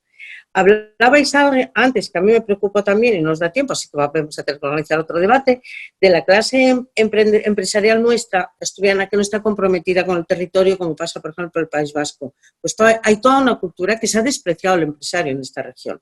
Y se ha priorizado siempre a la hora, y espero que a la hora de dar ahora todas estas ayudas que vienen sea para apoyar precisamente a esas empresas que están arraigadas en el territorio y que saben las necesidades. No me voy a alargar, somos muchos, pero es el momento de verdad de los sindicatos y es el momento de los empresarios, de nuestros empresarios fantásticos a los que se les ha menospreciado y no se les apoya prácticamente nada. Entonces yo creo que estas ayudas europeas van a ser una oportunidad única para demostrar que no es un plan Marshall que van a dedicar los políticos a que van, sino que seamos la sociedad toda entera diciendo qué es lo que necesitamos. Bueno, Quique, tres cosas también para ti. Tú eras, portavoz de Podemos cuando se alcanzó un acuerdo presupuestario entre Podemos, PSOE e Izquierda Unida que consiguió rebajar en casi 200 euros las matrículas universitarias, rebajar el 0,3, recuperar las 35 horas, etcétera, ¿no? Un salto desde anteriormente un acuerdo presupuestario veníamos del Partido Popular y el Partido Socialista, ¿no? Yo te quería preguntar, ¿qué esperas del actual panorama asturiano? ¿Cuál crees que tiene que ser, digamos, la posición de las fuerzas transformadoras? Si crees que eso es viable o si nos vamos a encontrar también con un Adrián Barbón que gire, digamos, o haga guiños, digamos, hacia Ciudadanos hacia Foro. ¿Cómo evitar que sea una legislatura perdida, ¿no? Y también un deseo, ¿no? Un deseo para 2023, ¿qué cosa tendríamos que intentar lograr, ¿no? Si pudiéramos elegir algo en esta legislatura, ¿no? Y hacer presión hacia ello, en un momento donde, por cierto, acaba de anunciar Vox, ¿no? Que crea un sindicato, que yo no sé con qué éxito, ¿no? Cuando todas las políticas que defiende son precisamente contra los trabajadores, ¿no? Un momento de incertidumbre política. Bueno, voy a intentar ser breve. Bueno, sobre lo último que comentas, el sindicato de Vox, que habló José Manuel del tema un poco. Bueno, Vox es la derecha sin complejos, la ultraderecha. Vox es un partido franquista, racista, fascista, que intentará, aprovechándose de las reglas democráticas, pues penetrar en capas de la sociedad donde considera que puede tener, que tuvo apoyos electorales, ¿no? Bueno, no hay el primer sindicato corporativo y ni tampoco va a ser el primer sindicato al servicio de los poderosos como hay otros por ahí, ¿no? Como hay sindicatos empresariales. Bueno, hay el sindicalismo de clase al que pertenece José Manuel, al que pertenezco yo, pues tendrá mucho que decir, porque sí hay, yo creo que no descrédito del sindicalismo, sino descrédito de unas prácticas, a veces unas prácticas sindicales que no son, que se desviaron a lo mejor un poco de lo que sería entendible o de lo que sería deseable para una parte de la clase trabajadora, de los trabajadores, ¿no? Pero bueno, no voy a lo otro. ¿Cuál es la situación ahora mismo en Asturias respecto al futuro inmediato y en concreto a la capacidad para poder sacar adelante unos presupuestos para el año 2021, que tendría que ser, como ya se dice por ahí en todos los medios y tal, también, bueno, unos presupuestos de reconstrucción? En 2019 llegamos a un acuerdo presupuestario con Adrián Barbón, hay que decirlo claramente, porque Adrián Barbón necesitaba ese acuerdo presupuestario en dos vías. Necesitaba ese acuerdo presupuestario porque preveía que su partido iba a ganar las elecciones y no podía encontrarse con una prórroga cuando llegara al poder, y necesitaba ese acuerdo presupuestario precisamente con Podemos Asturias, porque era la única fuerza que le podía garantizar una mayoría absoluta desde el progresismo y la izquierda, ¿no? Y en ese momento Adrián Barbón, que ya un excelente comercial de la política, pues necesitaba vender también un elemento diferenciador con respecto a la trayectoria de la FSA de Javier Fernández y de Fernando Lastra, que había pactado con la derecha los anteriores presupuestos que había tenido Asturias. Ahora mismo lo que hay es una fortaleza, hay una mayor fortaleza del Partido Socialista y del Gobierno de la que había entonces, ¿no? Ahora mismo tiene 20 diputados sobre 45 y, bueno, eso le pone en una situación de privilegio y tiene varias opciones. Yo digo, y lo digo con dolor, que si pudiera elegir el Partido Socialista, como ya hizo, ahí está el canal Historia, ¿eh? El Partido Socialista, si puede elegir, elige los menores compromisos y aquí elegirían a Ciudadanos y a Foro si pudieran hacerlo. De hecho, es lo que hicieron en el anterior, en el presupuesto que ahora mismo está vigente, ¿no? Con las consecuencias que tuvo para esos dos grupos, ¿no? Lo que también acentuó la fortaleza del Partido Socialista y del Gobierno.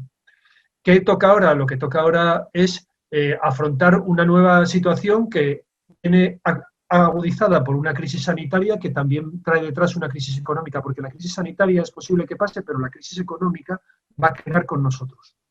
La crisis económica en Asturias y es muy grave. No vamos a volver a quejarnos, no vamos a volver a dar datos. Decía una compañera en el chat, no hay que quejarse, no sé qué más. Yo creo que hay que recordar lo que se hizo mal, pero hay que también poner las bases para que el futuro sea diferente. Para que el futuro sea diferente, lo que tenemos que hacer es trabajar en torno a propuestas concretas, medidas concretas y llegar a acuerdos concretos. Y para eso hay que romper determinados moldes. Y yo creo que el Partido Socialista aquí, el gobierno, Asturias, tiene una oportunidad muy buena de emprender un camino diferente con respecto a lo que había hasta ahora. Porque la sociedad ya no es la misma, porque los tiempos avanzan a mucha velocidad, porque debemos adaptarnos a nuevos retos, a nuevas realidades que si no nos van a desbordar, y no tenemos tampoco demasiado tiempo para esperar. Y en ese sentido, lo que hay que poner, al menos desde la organización a la que yo pertenezco, que Podemos, como bien sabéis, lo que creo que debemos hacer es poner sobre la mesa propuestas concretas que hagan situarse frente al espejo los discursos de Barbón y que más allá de las palabras se empiece a pasar a los hechos y a los hechos concretos, ¿no? ¿El reto cuál sería para la izquierda, entre comillas, para las fuerzas progresistas que tienen mayoría absoluta en esta comunidad autónoma?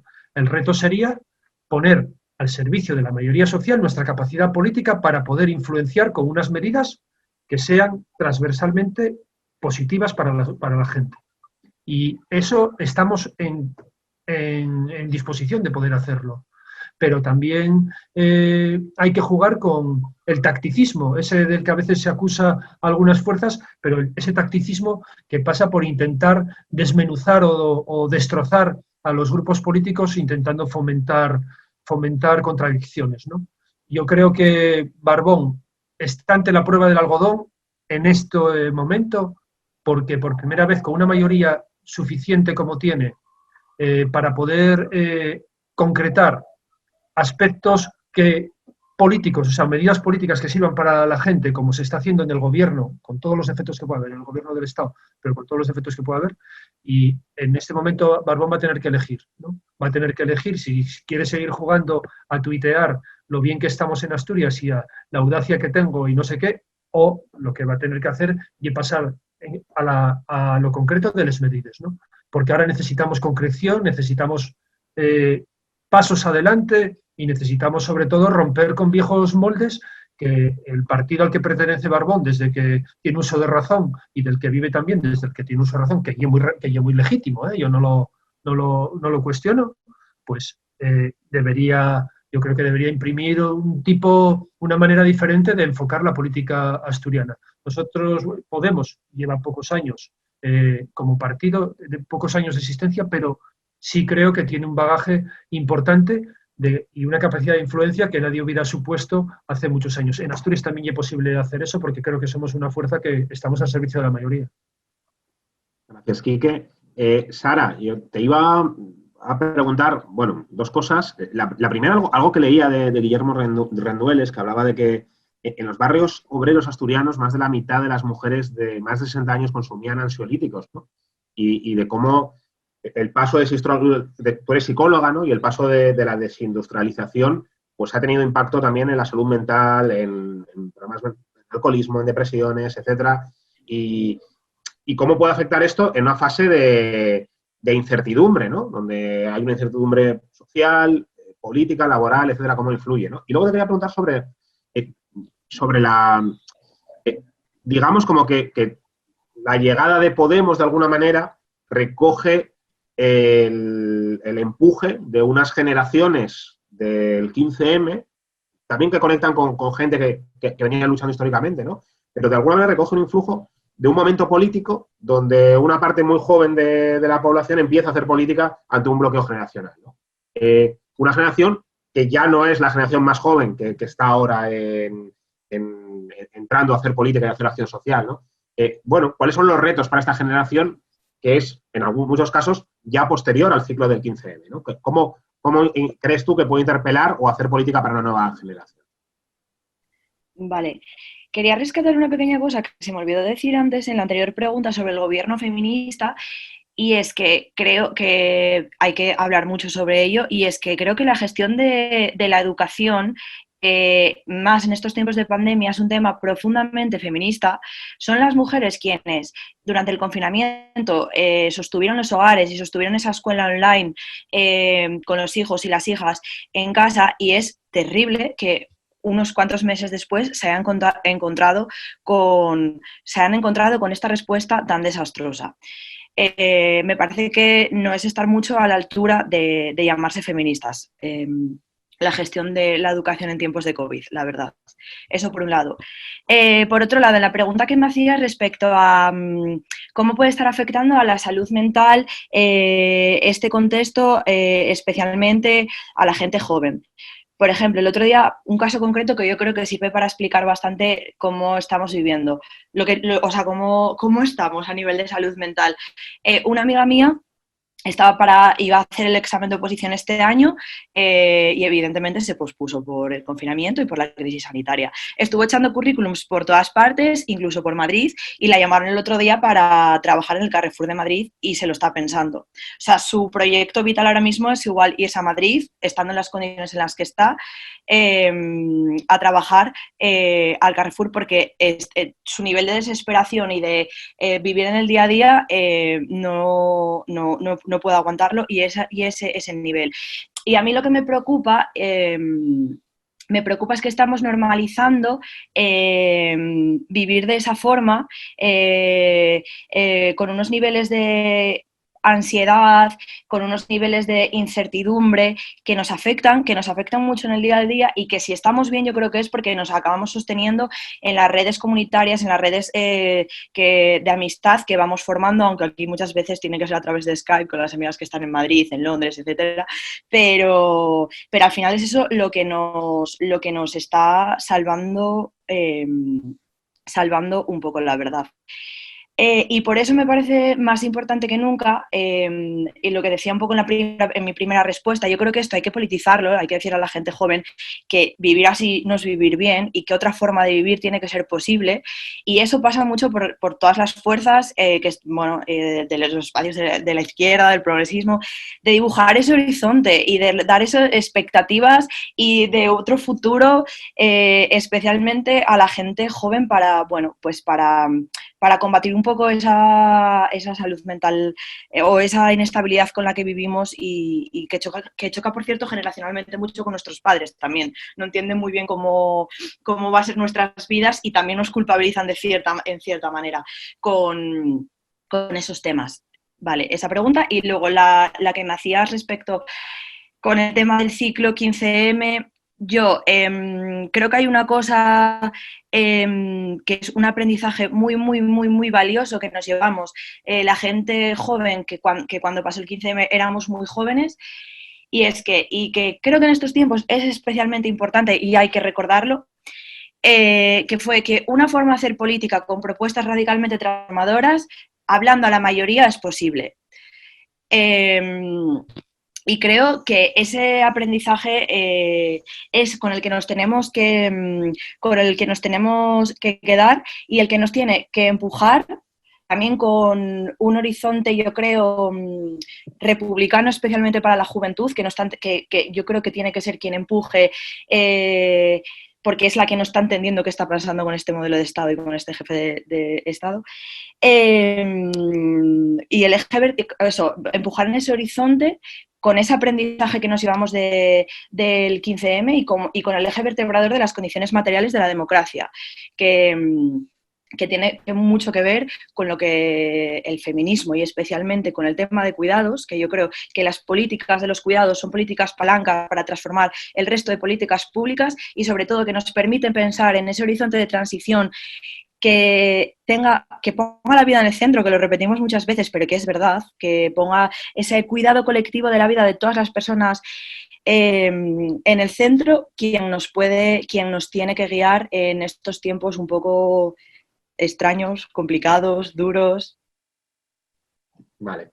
De David y José Manuel, les vuelvo a preguntar en bloque, una tarea, un reto, una necesidad que creéis que tenemos que conseguir las fuerzas políticas, sociales y sindicales de aquí a que acabe la legislatura, ¿qué creéis que es clave que hagamos, ¿no? Y también ¿qué tarea nos ponéis, ¿no?, las fuerzas transformadoras, que en 2015, por primera vez en la historia, superamos a la FSA en votos y que, sin embargo, yo creo que también hay que decirlo, no hemos sido capaces de articular un programa político que consiga la transformación que yo creo que el peso social que hemos tenido durante este tiempo, ¿no? ¿Qué tarea nos ponéis y qué reto o qué necesidad creéis que es clave conseguir? Bueno, los entrugues, como siempre, son facilines. Y hay una cosa que yo quería plantear como un dato, ¿no?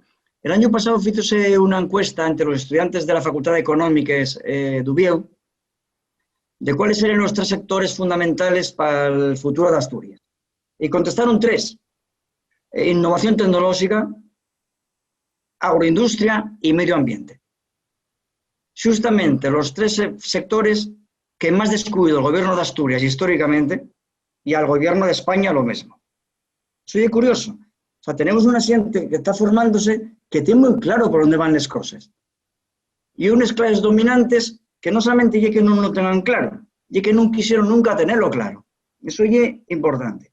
Y ahora voy a intentar responderte a esa pregunta tan facilina, ¿no? Antes, una cosa previa. Tú antes hablabas algo como aquí podemos acabar en la dictadura de Calviño, ¿no? Y es muy importante ese planteamiento. Y ahora con la crisis del coronavirus estamos viéndolo. Yo estoy farto, y creo que la sociedad está farta, de políticos que no escuchen a los técnicos. Pero también hay que tener una prevención total a que los criterios tecnocráticos sean los dominantes permanentemente. En casos concretos, puede que la cuestión técnica sea la fundamental. Y en este momento los virólogos y los microbiólogos y los que saben de pandemias son los que tienen que pesar. Pero como los técnicos sean los que informen toda la política económica, entonces volveremos a López de Letona y a López Rodó y a los tecnócratas del Opus de los años 60 que nos llevaron al desarrollo, aunque fuera el régimen que fuera. Y eso es muy importante. Por eso yo reivindicaba antes la economía política frente a la teoría económica. Y ahora la respuesta vamos a ver. La historia de Asturias es una historia de un bucle permanente, ¿no? En el siglo XVIII, Jovellanos decía que hay que recuperar una Asturias asturiana. En el siglo XIX, Vázquez de Mella decía que el primer deber de Asturias era asturianizarse. En el año 1969, en un estudio que hubo muy importante de aquella, se llamaba Asturias año 2000, escribían que Asturias será en el futuro lo que los asturianos consigamos que sea.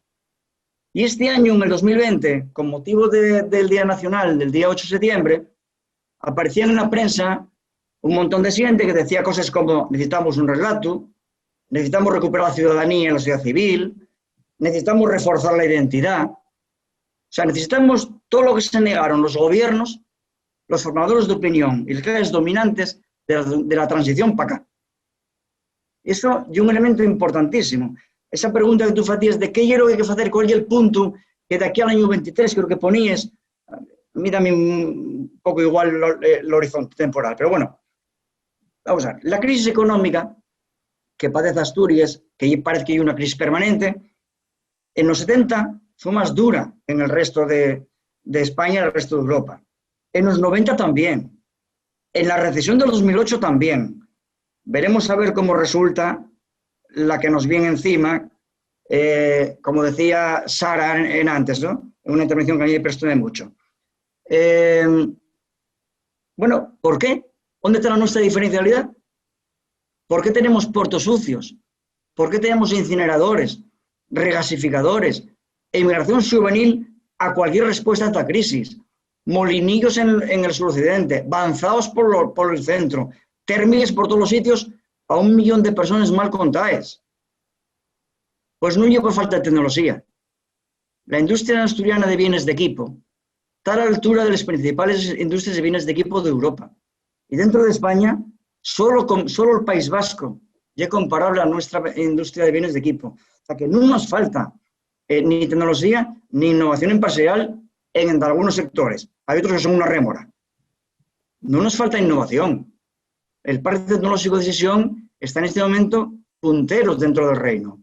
La Universidad de Oviedo, hombre, no será Harvard, pero tan solo por detrás de los 3 o 4 de Madrid y Cataluña que lideran el ranking.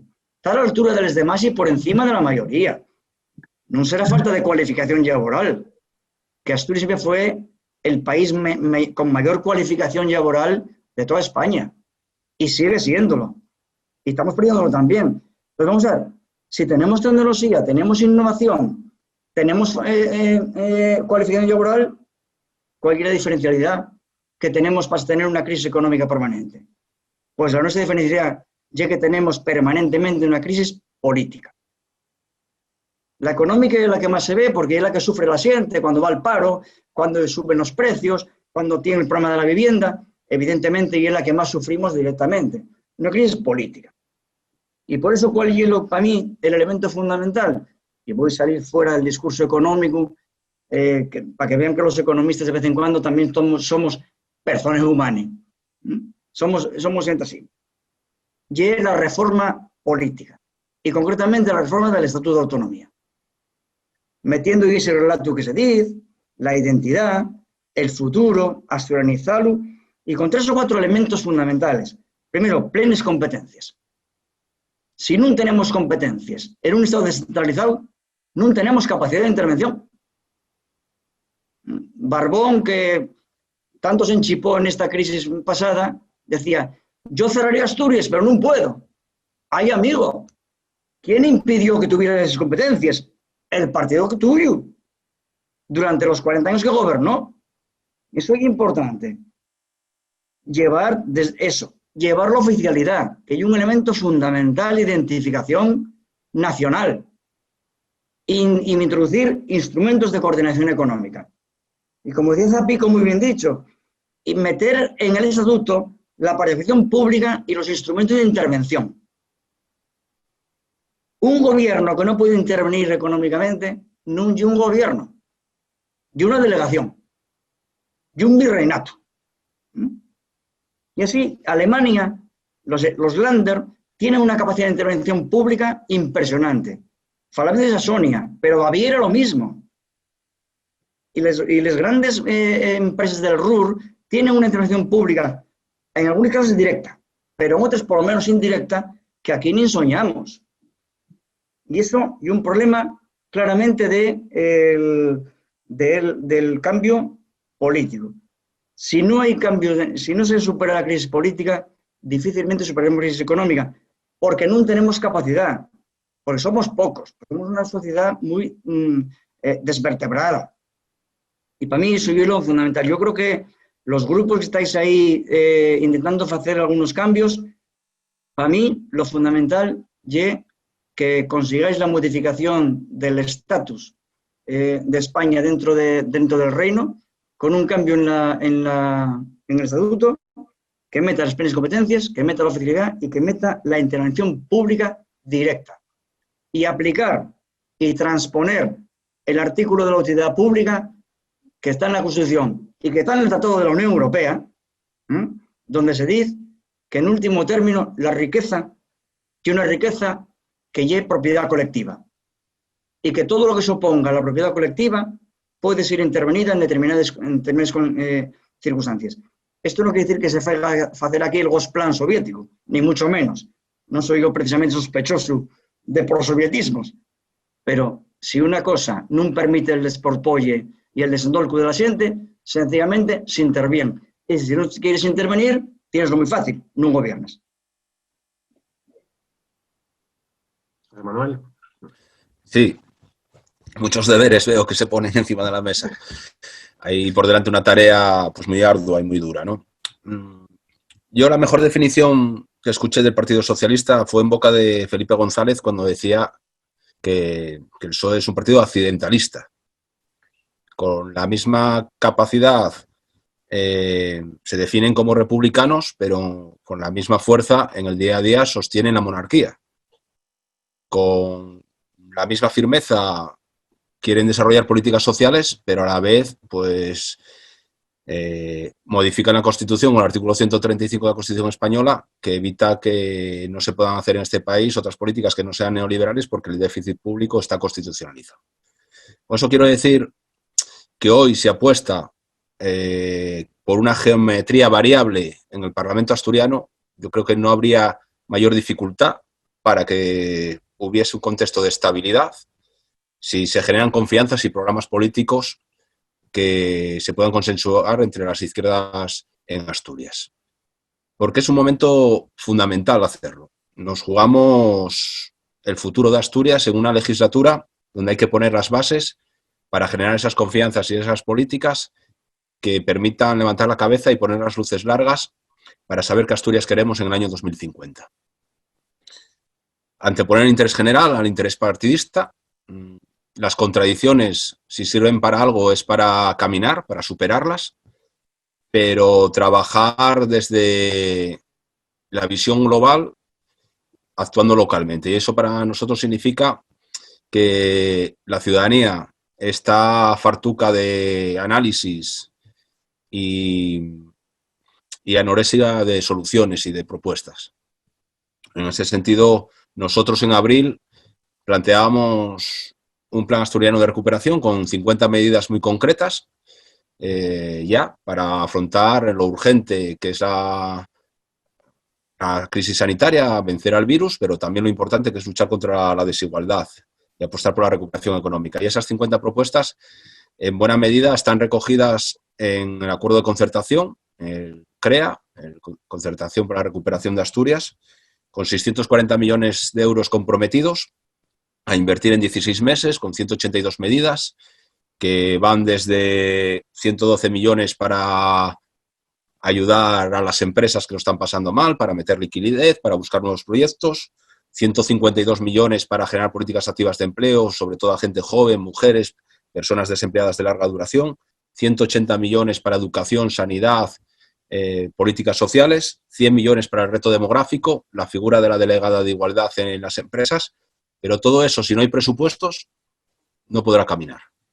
Y por lo tanto, nosotros creemos que hay que generar ese espacio amplio de la izquierda, reconociendo la pluralidad de la misma, para crear un bloque político y social que permita en esta legislatura generar las confianzas para que diseñemos desde una visión de la izquierda qué Asturias queremos en el futuro.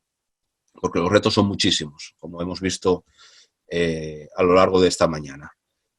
Y desde luego el Partido Socialista, el partido sigue siendo el mismo, pero la gente no es la misma. Y no es el mismo partido el de Susana que el de Pedro Sánchez. Y de hecho hay un gobierno en Madrid con Unidas Podemos que yo no me imagino que hubiese sido posible si hubiese habido otro vencedor, otra vencedora, en este caso en las primarias del Partido Socialista. Por lo tanto, yo creo que hay oportunidades para aprovecharlas y que no podemos mirar hacia otro lado y hay que mojarse. Y yo el reto que creo que debe, la medida, el reto que me gustaría ver en el 2023 es precisamente esa unidad de la izquierda y esa estabilidad política desde la izquierda que permita reflexionar conjuntamente qué Asturias queremos para las próximas décadas. Vivimos permanentemente en esta comunidad autónoma el día de la marmota, los problemas se repiten y no encontramos soluciones y la gente necesitamos hechos y soluciones a los problemas del día a día. Insisto, Asturias se la juega un momento de recuperación económica donde están en juego miles de empleos, centenares de empresas y además necesitamos recuperar ingresos desde lo público a través de una reforma fiscal para fortalecer los servicios públicos que son fundamentales para que de verdad podamos apostar por una sociedad democrática y avanzada desde el plano social. Que pensemos qué Asturias queremos en 2050 para vivir y trabajar en ella, cómo cubrimos esas necesidades básicas para que todas las personas las tengan cubiertas, que están en nuestro ADN desde la izquierda política y social, ¿no? Que una persona desde que nace hasta que muera tenga una seguridad para poder tener trabajo, libertades, acceso a la cultura y también incluso poder morir dignamente, que en muchos casos se nos niega en este país. Construir desde la izquierda ese futuro mejor para garantizar derechos colectivos, acceso a la vivienda, la estabilidad en el empleo, poder adquisitivo suficiente para tener esas necesidades básicas cubiertas, y todo ello con un modelo productivo, con la industria y la innovación, con empresas con tecnología media, que tenemos, como muy bien se ha dicho antes, en Asturias empresas punteras en el ámbito tecnológico y las energías renovables, en la fabricación de componentes, y con servicios con valor añadido. Pero para ello, para todos esos retos, yo lo resumo para el 2023 en que tengamos en nuestra región ese bloque político y social de la izquierda a través de una unidad amplia basada en un programa político y social en el que todos y todas nos reconozcamos. Muchas gracias. Blanca, ya es lo último. No sé si querías tú decir algún reto o algo o deseo para de aquí hasta 2023, para esta legislatura. Bueno, como ya sabéis que mi obsesión, por decirlo de alguna manera, es que así no se puede seguir, sin hablar no se puede seguir. Y totalmente la frase final de él me ha parecido perfecta. Me sumo a ese diálogo. Sin diálogo, como sociedad, no vamos a avanzar. Y la gente está muy decepcionada y necesita tener a alguien en quien confiar. Y así como vamos, yo además, bueno, no sé, que sabéis que yo soy del Partido Socialista, estoy en la Ejecutiva, así que estas voces que he oído las repito ahí 1000 veces también. Tenemos que seguir hablando y menos mal que el COVID nos cogió a vuestro partido y al nuestro unidos. No sabéis lo fácil que han sido las cosas gracias a esa unión.